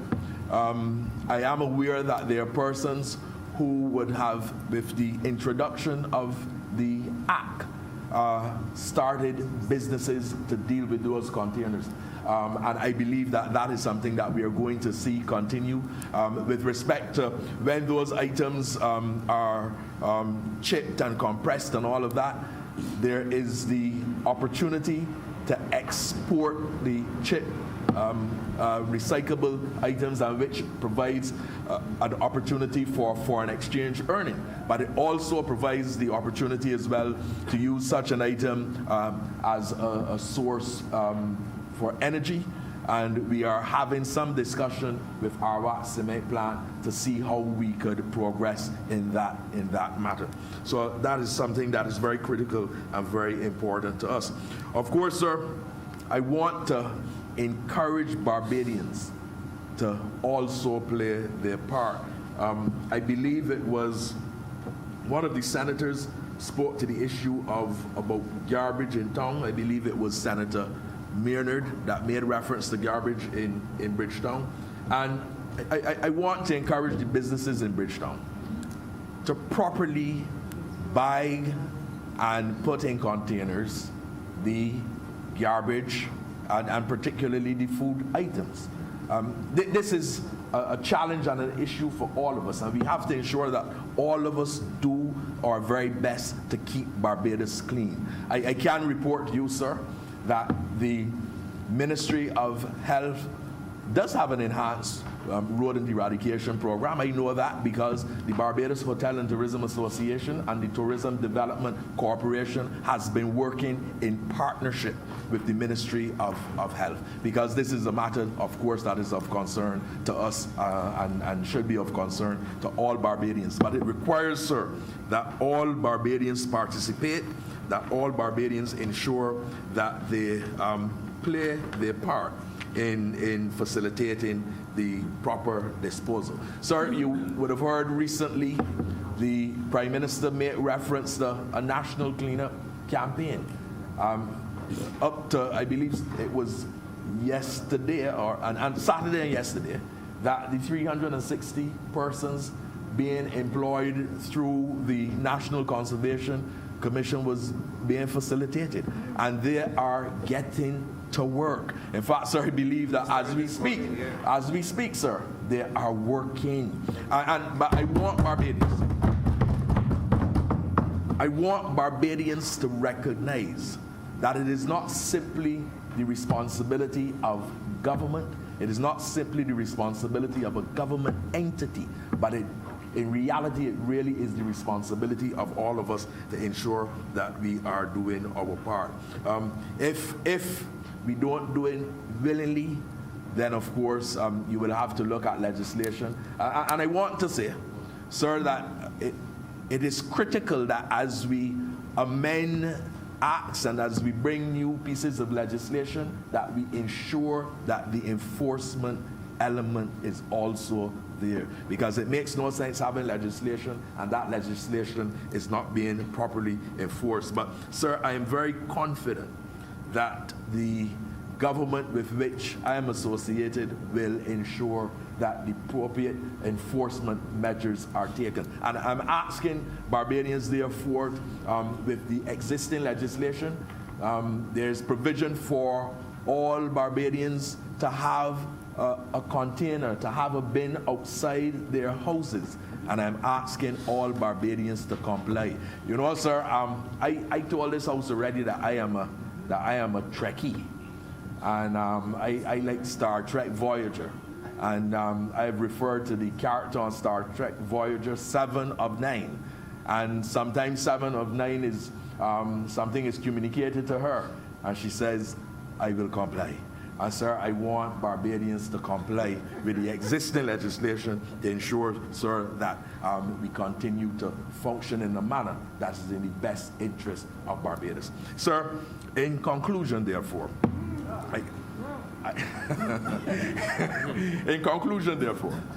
I think that the legislation is very important. I think that it takes us forward we're going forward in the right direction. I think it allows the opportunity for that refund value, and that we'll see businesses that will be created around this amendment. I think, as I said, it's going to help with public health. It's going to help in terms of drainage. It's going to assist with the life of the landfill. And I want us, sir, to recognize that these amendments are not amendments which simply stand on their own, but they're really all part of a comprehensive plan and program by government to properly deal with waste management in Barbados. Sir, we may not always get everything right, but sir, we will continue to ensure that through our actions that we will take Barbados forward, and that we will continue to do what is right and in the best interest of Barbados and all Barbadians. Sir, I want to take this opportunity to wish yourself as president and all senators a very good and enjoyable Christmas. I want to wish you, sir, a sober. I'm hearing on the side that it should be a sober Christmas. But I want you, sir, and all honorable senators, along with the staff and the support team of Parliament, to have, sir, a very merry and enjoyable Christmas. And I also wish you a very healthy and prosperous 2020. And be assured that the Sanitation Service Authority will continue to enhance its operations to ensure, sir, that we will create a better life for our people. I'm obliged to you.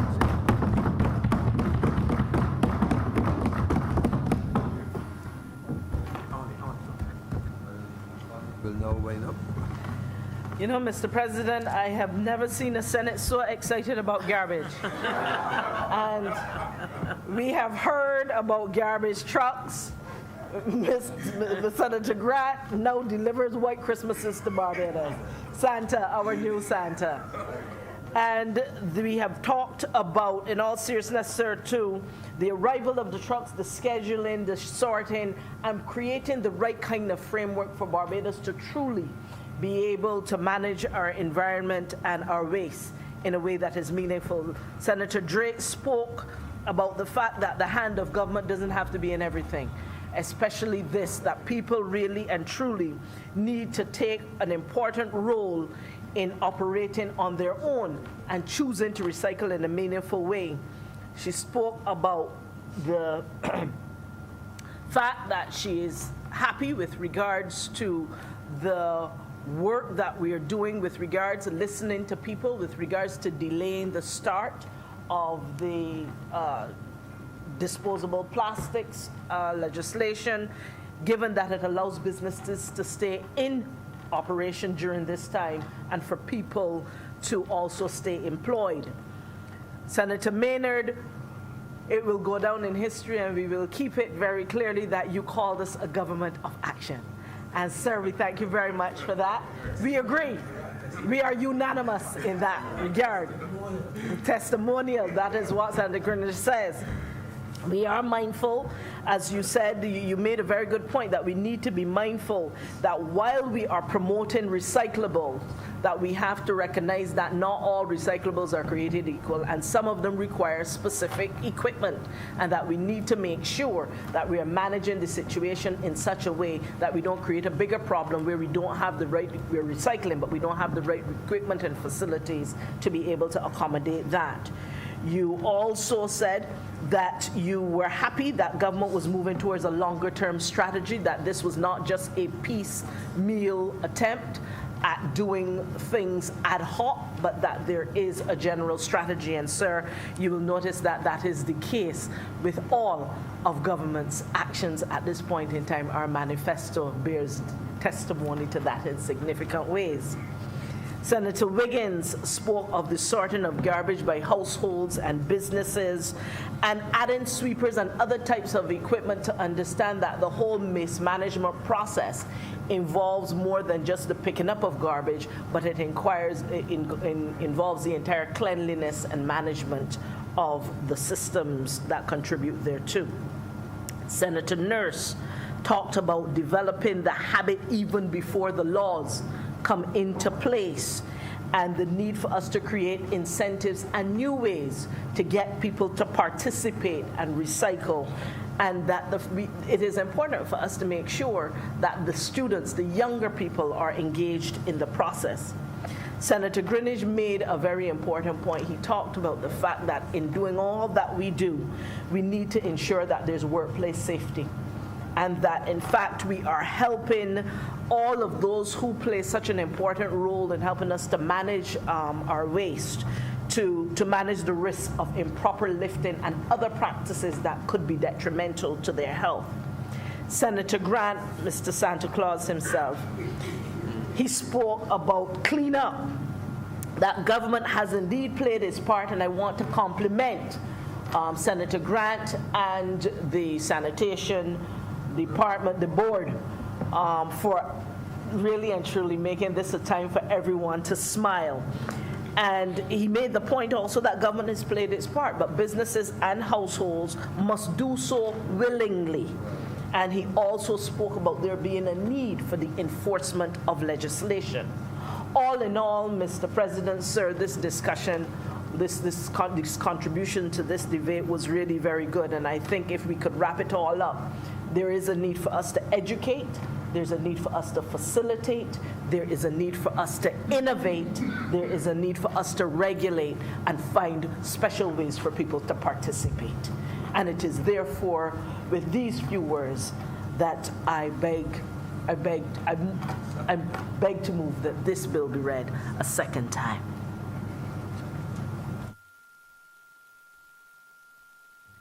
Even though we've been discussing items number 2, 3, and 4 together, I think now we will hereafter depart and deal with each one separately.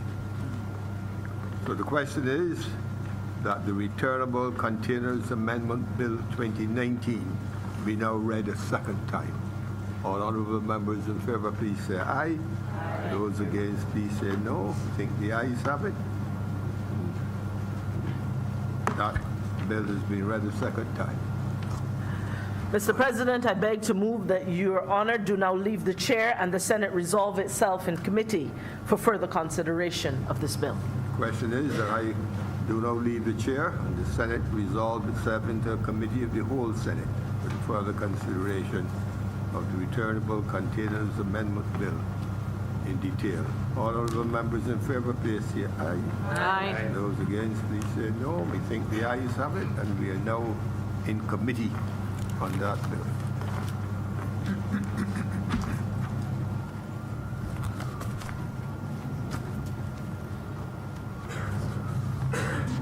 Senate is now in committee. Clause 1. Mr. Chairman, I beg to move that Clause 1 stand part. The question is that Clause 1 stand part. Honourable senators in favour, please say aye. Aye. Those against, please say no. Methinks the ayes have it. Clause 2. Mr. Chairman, I beg to move that Clause 2 stand part. The question is that Clause 2 stand part. Honourable senators in favour, please say aye. Aye. Those against, please say no. Methinks the ayes have it. Clause 3. Mr. Chairman, I beg to move that Clause 3 stand part. The question is that Clause 3 stand part. Honourable senators in favour, please say aye. Aye. Those against, please say no. Methinks the ayes have it. Clause 4. Chairman, I beg to move that Clause 4 stand part. The question is that Clause 4 stand part. Honourable senators in favour, please say aye. Aye. Those against, please say no. Methinks the ayes have it. The schedule. Mr. Chairman, I beg to move that the schedule be the schedule to the bill. The question is that the schedule be the schedule to the bill. Honourable senators in favour, please say aye.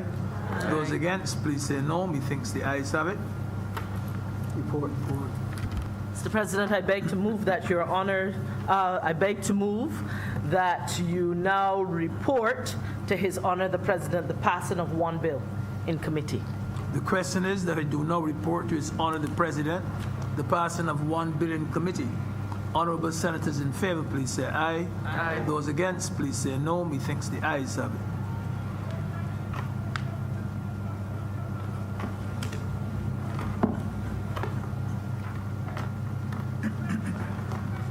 The President has reported, the Chairman has reported to me the passage of the bill under consideration in committee.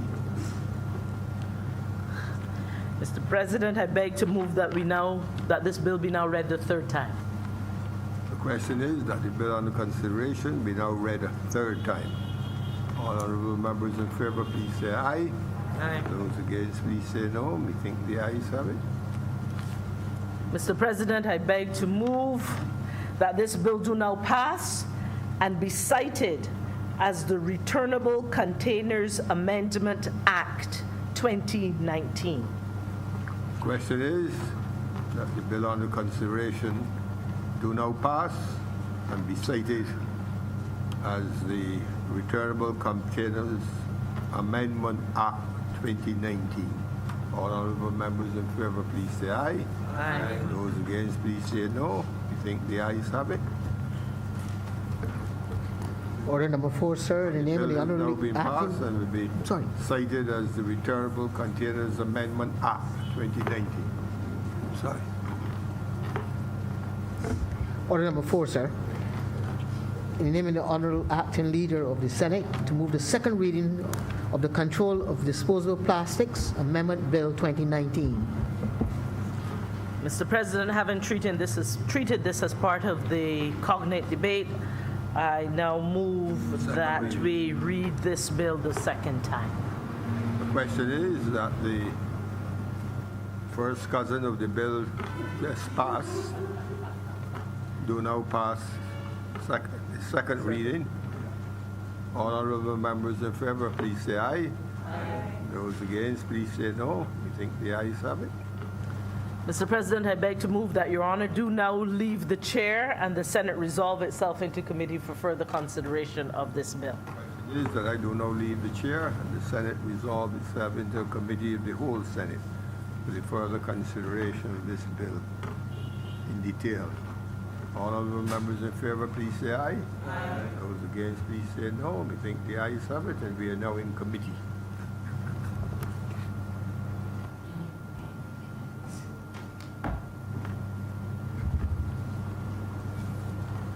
The Senate is now in committee.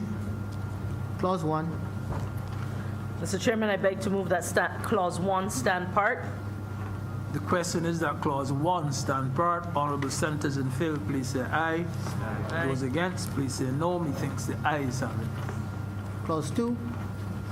Mr. Chairman, I beg to move that Clause 2 stand part. The question is that Clause 2 stand part. Honourable senators in favour, please say aye. Aye. Those against, please say no. Methinks the ayes have it. Clause 3. Mr. Chairman, I beg to move that Clause 3 stand part. The question is that Clause 3 stand part. Honourable senators in favour, please say aye. Those against, please say no. Methinks the ayes have it.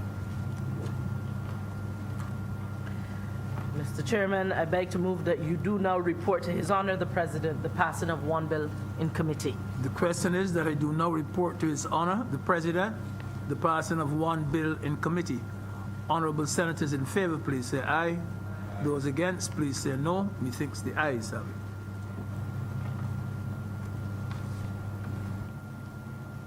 it.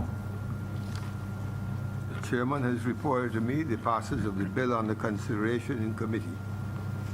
Mr. President, I beg to move that this bill be now read a third time. The question is that the bill under consideration be now read a third time. All honourable members in favour, please say aye. Aye. Those against, please say no. We think the ayes have it. Mr. President, I beg to move that this bill do now pass and be cited as the Control of Disposable Plastics Amendment Bill 2019. Act 2019. The question is that the bill under consideration do now pass and be so cited. That is to say, as the Control of Disposable Plastics Act 2019. Amendment Act 2019. All honourable members in favour, please say aye. Aye. Those against, please say no. The bill has now been passed and we so cited. That is to say, is the Control of Disposable Plastics Amendment Act 2019.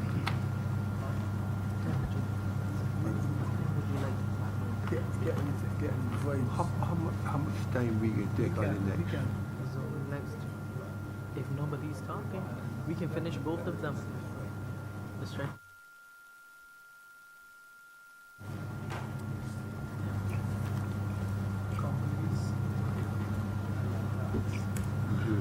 Companies are like dogs.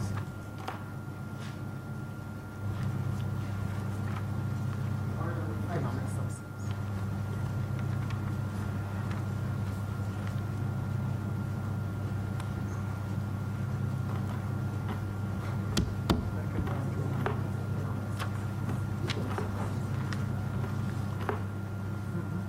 You ready, Ken? You ready for fight? Ready. Order number 5, sir. In the name of the acting leader of the Senate, Honorable Acting Leader of the Senate, to move the second reading of the Companies Economic Substance Amendment Bill 2019.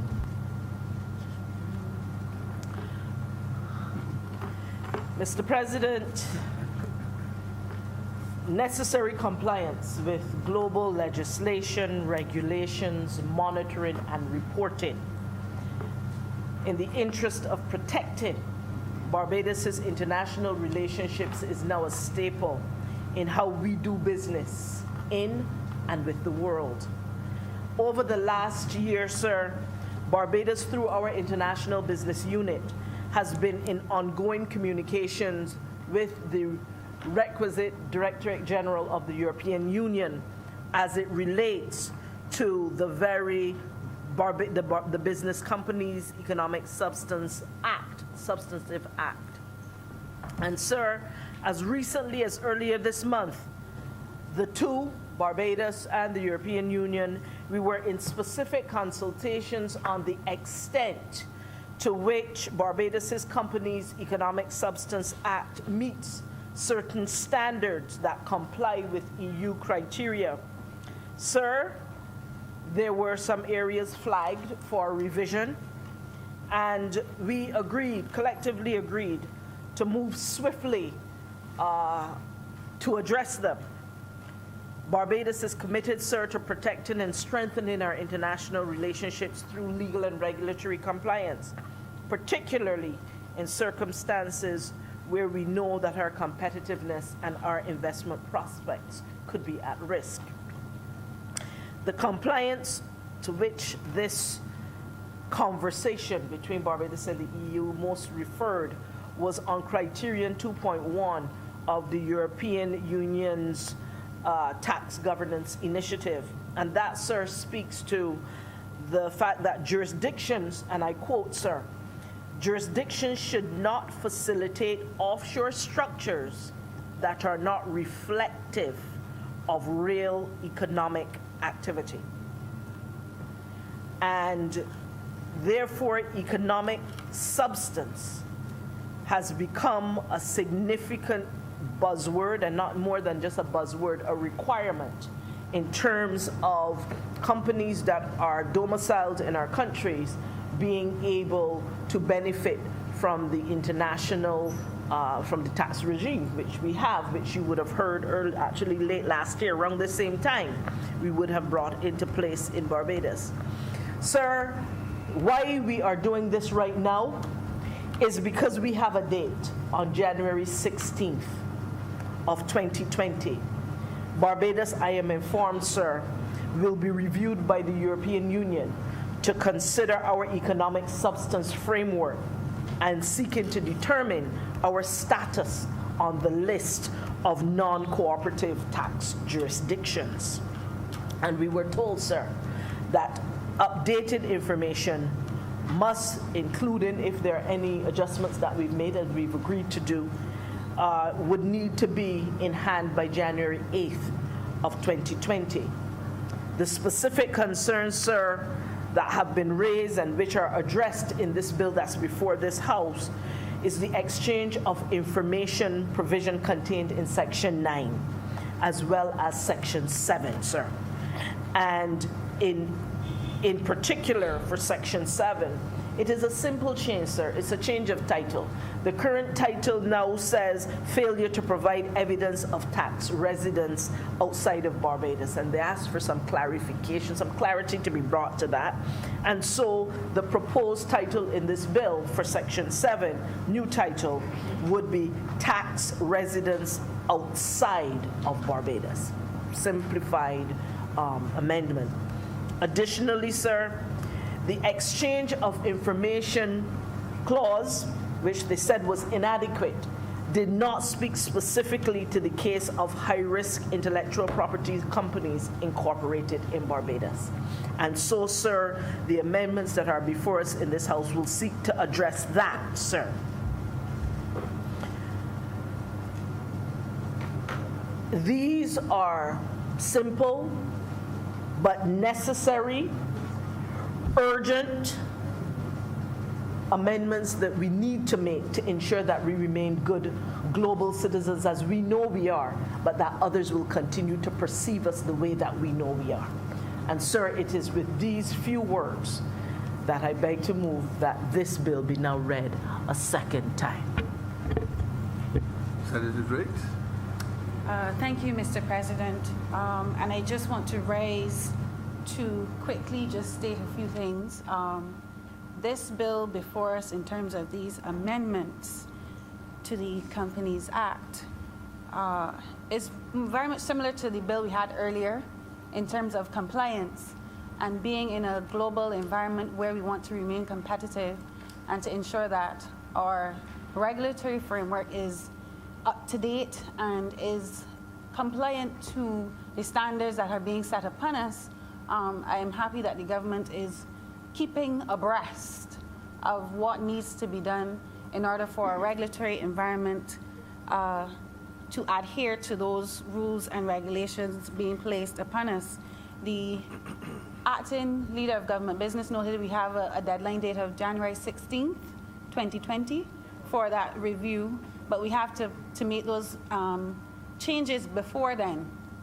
And I think that it is prudent on all of us to ensure that in this environment where we are also trying to put the Barbados economy back on track, there is very little room for us to be delinquent in matters such as these.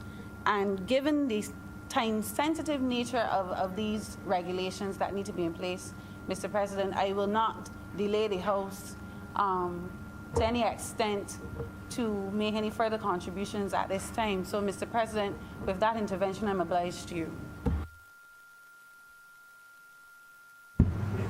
Question is that the bill under consideration. Mr. President, I thank Senator Driggs for that contribution, and I beg to move that this bill be now read again a second time. Question is that the bill under consideration be now read a second time. All honourable members in favour, please say aye. Aye. Those against, please say no. We think the ayes have it. Mr. President, I beg to move that Your Honor do now leave the chair and the Senate resolve itself into committee for further consideration of this bill. The question is that I do now leave the chair and the Senate resolve itself into a committee of the whole Senate for the further consideration of the bill in committee. All honourable members in favour, please say aye. Aye. Those against, please say no. We think the ayes have it, and we are now in committee.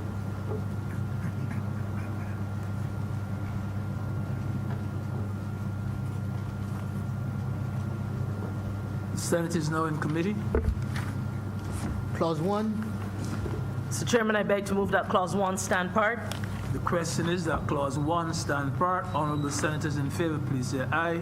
Aye. Those against, please say no. Methinks the ayes have it. Clause 2. Mr. Chairman, I beg to move that Clause 2 stand part. The question is that Clause 2 stand part. Honourable Senators in favour, please say aye. Aye. Those against, please say no. Methinks the ayes have it. Clause 3. Mr. Chairman, I beg to move that Clause 3 stand part. The question is that Clause 3 stand part. Honourable senators in favour, please say aye. Aye. Those against, please say no. Methinks the ayes have it. Report. Mr. Chairman, I beg to move that you now report to His Honor the President the passing of one bill in committee. The question is that I do now report to His Honor the President the passing of one bill in committee. Honourable senators in favour, please say aye. Aye. Those against, please say no. Methinks the ayes have it.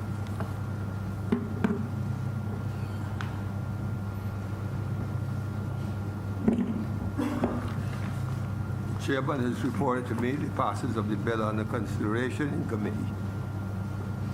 Mr. President, I beg to move that this bill be now read a third time. The question is that the bill under consideration be now read a third time. All honourable members in favour, please say aye. Aye. Those against, please say no. Methinks the ayes have it. Mr. President, I beg to move that this bill do now pass and be cited as the Companies Economic Substance Amendment Act 2019. The question is that the bill under consideration do now pass and be so cited. All honourable members in favour, please say aye. Aye. Those against, please say no. We think the ayes have it. And this bill is now being passed and will be cited as the Companies Economic Substance Amendment Act 2019.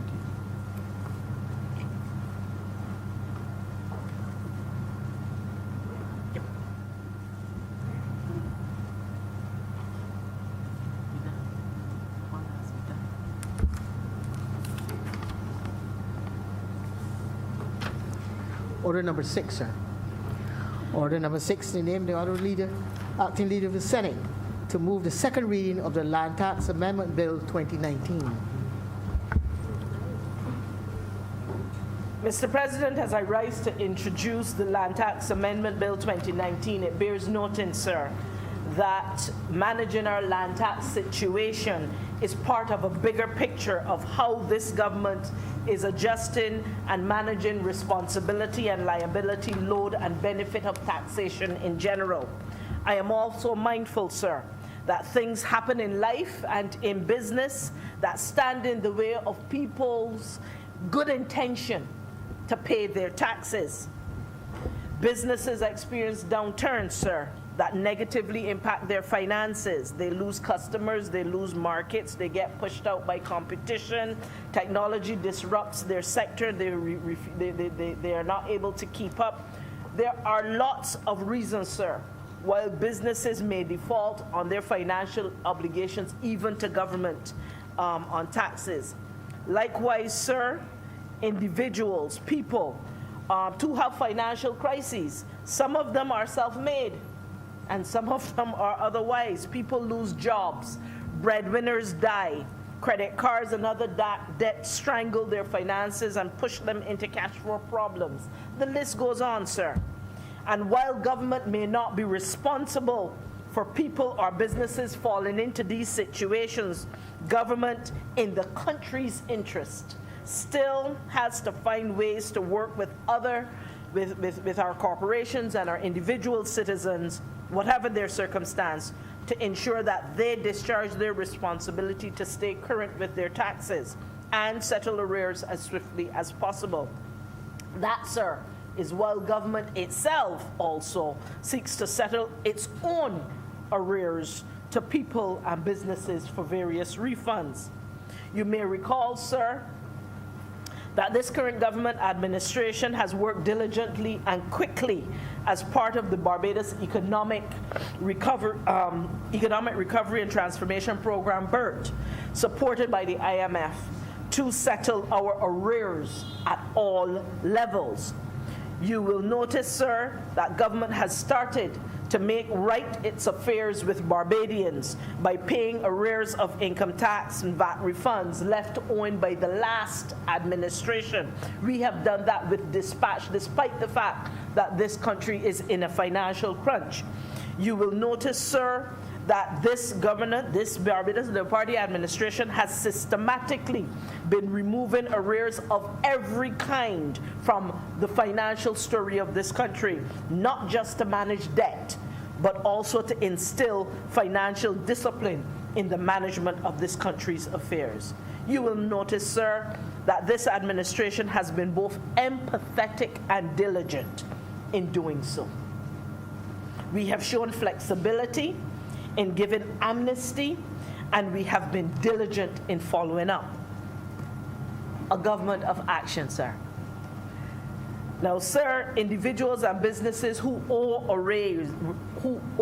arrears of land tax from April 1st, 2001 to March 31st, 2018 would be entitled, according to the Prime Minister and the Minister responsible for Finance, Economic Affairs and Investment. She said this in her budget and her financial statements and budgetary proposals of June the 11th, 2018, that these persons,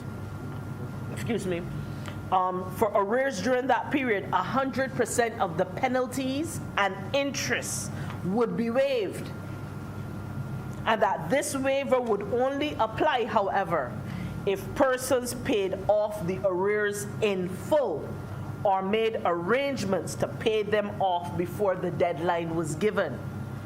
You may recall, sir, that people were given that period of amnesty between July 1st, 2018 and May 31st, 2019.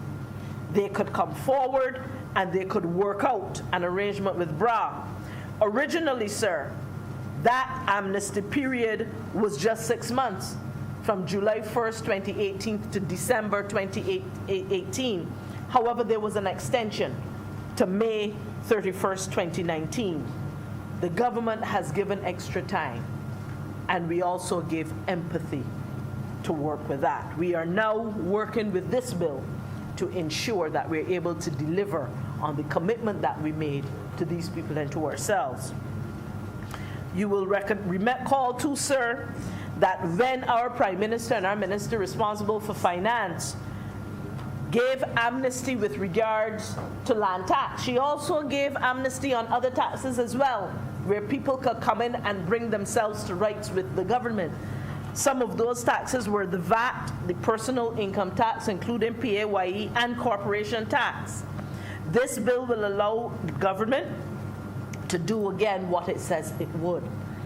And the second aspect of this bill, so it not only deals with the waivers of penalties and interest for the period specified, it also secondly addresses the matter of write-offs in this bill, where additionally this land tax amendment bill 2019 provides for a write-off as an accounting adjustment for taxes, penalties, and interest for the period April 1, 1981 to March 31st, 2001. Sir, this does not mean that people do not still have to pay their taxes. They still do. And sir, recently you would have seen in the press, perhaps, properties that were identified for sale under set criteria by the Barbados Revenue Authority. Now, those properties would have been owing land tax, either continuous delinquency or, in fact, the amount that was owing over an extended period of time. And there is, sir, in this act, as you will know, there are criteria, set criteria, that will consider years outstanding, the amount outstanding, or even both. These properties are liable for sale when the taxes have been in arrears and remain unpaid for a period that is also specified in the Land Tax Act. There's a tax arrears management unit at Brasser that looks after this matter. And so, sir, this government is prepared to do what is necessary to encourage tax compliance in a way that is to the benefit of this country, while we ourselves as a government seek to address our obligations in processing tax submissions in a timely manner, as well as in delivering the refunds that are necessary, including those that were left unpaid by the previous administration. Sir, it is with these few words that I beg to move that this bill be read a second time. I recognize Senator Drakes. Mr. President, the bill before us, Mr. President, I believe is one that's actually non-contentious. And I think in some respects it seeks to kind of balance the scales as it relates to land tax and the issue of land tax. In the budget that was presented by the Honourable Prime Minister, we had some changes to the land tax. And there were a number of increases that were announced to increase the amount of revenue being generated to reach that primary surplus of 6% under this IMF program, Mr. President. To just state those increases, we had residential properties valued at $450,000 and up to $850,000, now paying 0.7%, an increase of 0.25%, and those above $850,000 acquiring now a tax of 1%, up from 75%. Non-residential increased by 0.95% from 0.7%. And then we also had the inclusion of a tax on idle lands, if I remember correctly, on lands equal or above 4,000 square feet, I believe it was. And with those increases, many persons complained bitterly about the impact that would have on maintaining their properties. I know a lot of landlords in particular felt the squeeze as it relates to those increases. In addition to the increase, many persons thought it was quite unfair that those land tax bills came out early. And that also created some financial burden for many persons in terms of they had just settled the land tax for the previous year, and then they were hit with that bill earlier this year. And that created quite a stir among many persons in Barbados. But what I want to say this afternoon is I hope that some of the persons that were affected by the increase and then the early issuance of those bills, I hope that some of them actually benefit from the write-offs or the waivers that are being offered under this amendment. As the acting leader of government business noted, I also saw in the newspapers that the Barbados Revenue Authority had an auction plan for January and February 2020 to sell a number of properties that were on their books as it relates to those accumulated arrears and interest payments.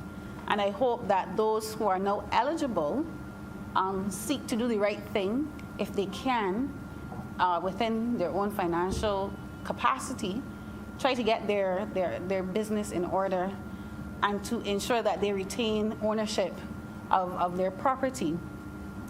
But sir, I want to quickly just make this intervention here today, and it relates more to residential properties, and to ask a question, a more fundamental question around taxing and assets such as residential property.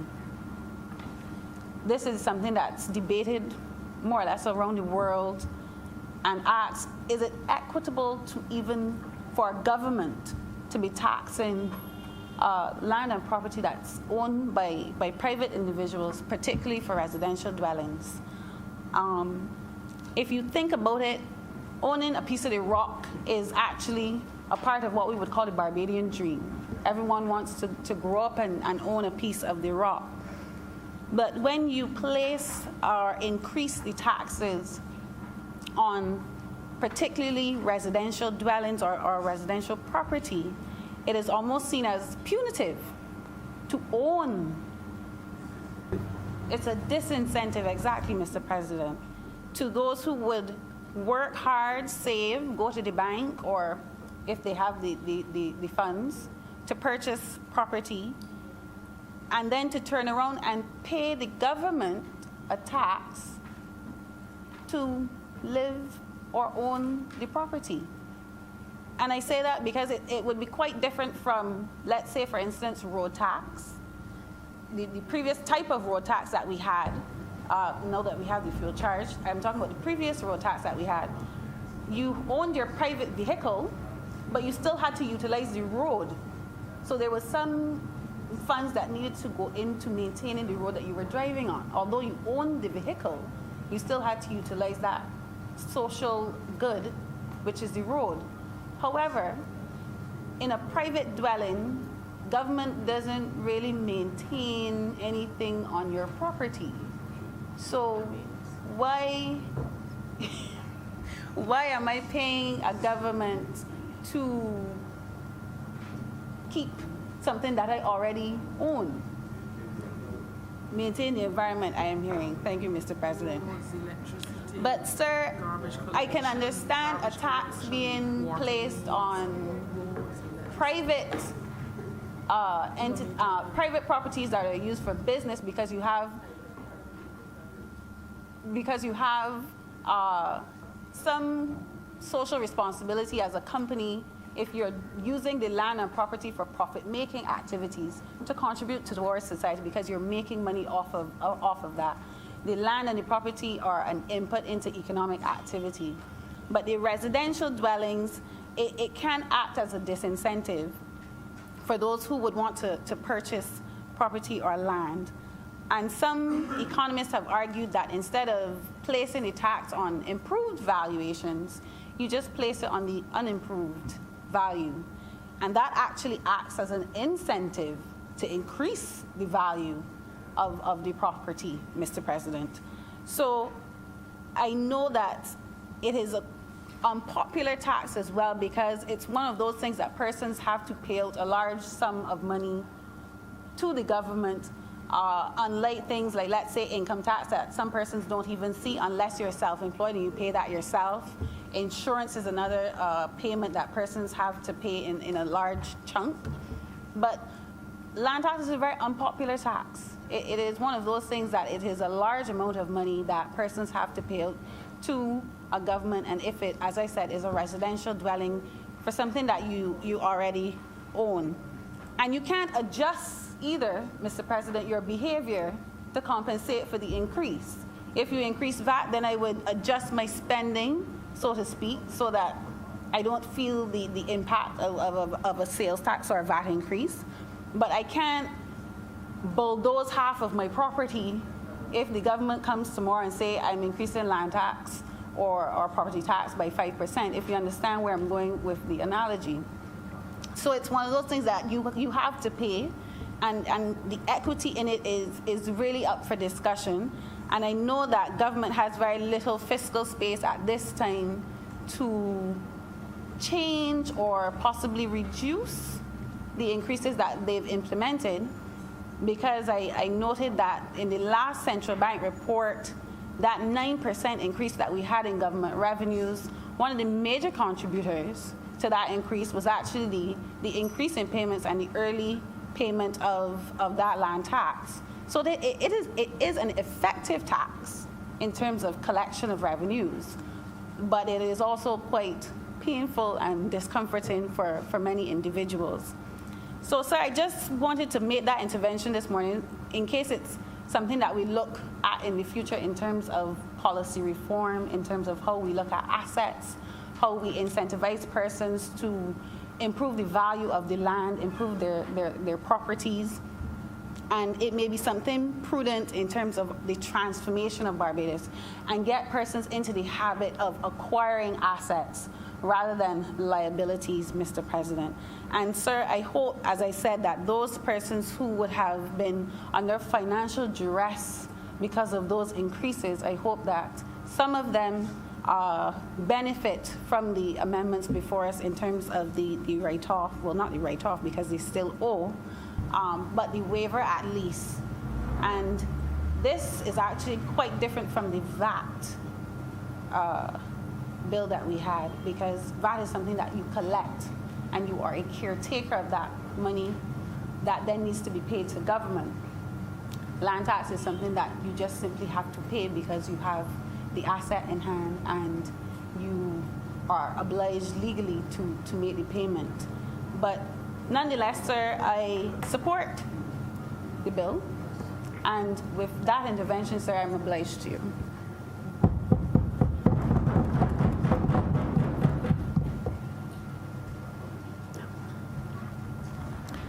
Mr. Deputy President, I really want to thank Senator Drakes for that intervention. I think she highlighted the fact that there are many different models that are used internationally for how we deal with taxation in a particular situation. And I can tell you that not every economist will agree with her. Some have said that it is a perfect tax. Since Adam Smith, it is most usually associated with, I believe it is Henry George. With regards to the movement of land tax, and that being something that is desirable and one very good way of collecting revenue. Given Barbados' current circumstance, it is the policy of this government that this is appropriate for the circumstance of the time. But we do thank you very much for highlighting the alternative models, and we recognize that not every economist will agree with you, including the ones on this side of the table. And sir, it is with those few words, sir, that I beg to move that this bill be now read a second time.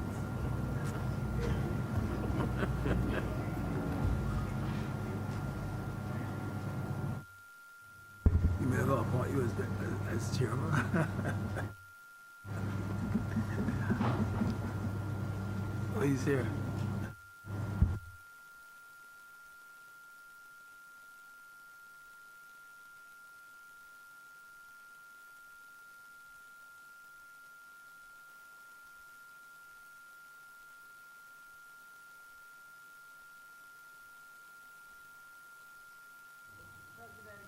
Beg to move that Your Honor do now leave the chair and this Senate resolve itself into committee for further consideration of this bill. Oh, I'm sorry. Second time, really second time. Oh, sorry. I beg to move, sir, that this bill be now read a second time. The question is that the bill under consideration be now read a second time. All honourable members in favour, please say aye. Aye. Those against, please say no. We think the ayes have it. Thank you, Mr. President, for your indulgence in that regard. And I beg to move that Your Honor do now leave the chair and the Senate resolve itself in committee for further consideration of this The bill. question is that I do now leave the chair and that the Senate resolve itself into a committee of the whole Senate for the further consideration of the bill in committee. All honourable members in favour, please say aye. Aye. Those against, please say no. We think the ayes have it, and we are now in committee.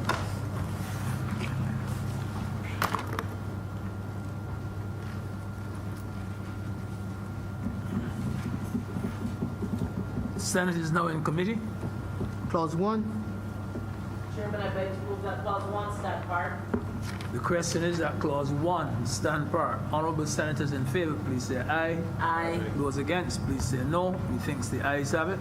Clause 2. Mr. Chairman, I beg to move that clause 2 stand part. The question is that clause 2 stand part. Honourable senators in favor, please say aye. Aye. Those against, please say no. Methinks the ayes have it.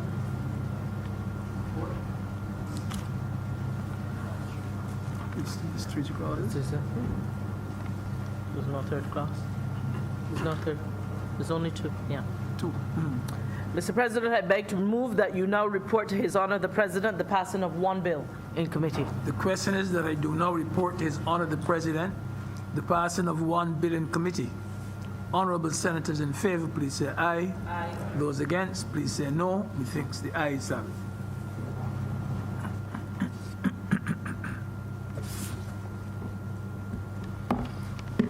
Chairman, it is reported to me the passage of the bill under consideration committee. Mr. President, I beg to move that this bill be now read a third time. Question is that the bill under consideration be now read a third time. All honourable members in favour, please say aye. Aye. Those against, please say no. We think the ayes have it. Mr. President, I beg to move that this bill do now pass and be cited as the Land Tax Amendment Act 2019. The question is that the measure under consideration do now pass and be so cited. All honourable members in favour, please say aye. Aye. Those against, please say no. I think the ayes have it.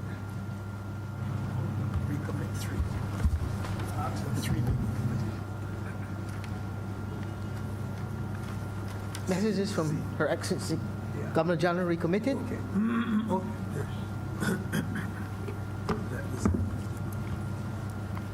We now revisit the item messages from the Governor General. I'm to read to you the message just received. It's from Her Excellency the Governor General to the Honourable the Senate, and it reads as follows. Her Excellency the Governor General has the honour to inform the Honourable the Senate that she will be absent from the country during the period 23rd of December 2019 to 3rd of January 2020 on vacation leave. Her Excellency further has the honour to inform the Honourable the Senate that in accordance with the provisions of Section 29(1)(a) of the Constitution, Sir Kenneth Rudolph Hewitt, K.A., CBE, BJH, will perform the functions of the Office of Governor General for the period of Her Excellency's absence. Signed, Governor General. That concludes the message. Mr. President, I believe this brings us to the end of today's business.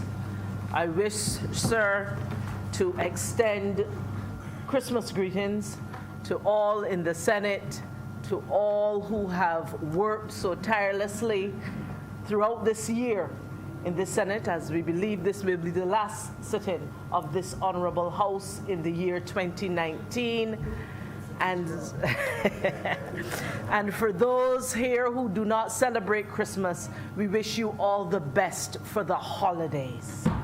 With that, sir, I beg to move that we now adjourn sine die. Just permit me, before I put the adjournment, to say that we are at the end of today's work, which we have conducted with admirable efficiency and economy. I too wish to reflect on the year's work and to say that we have been hard-working and very detailed in our consideration of the measures that have been brought before us. So I want to join in wishing you all a happy Christmas and a new year of good health and good fortune.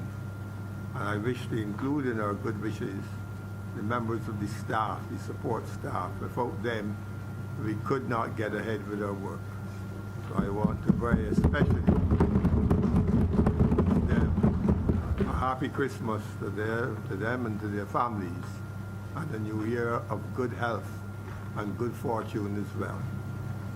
I think we've now come to the end of our business for the year, and we can now take the adjournment. Without the date appointed.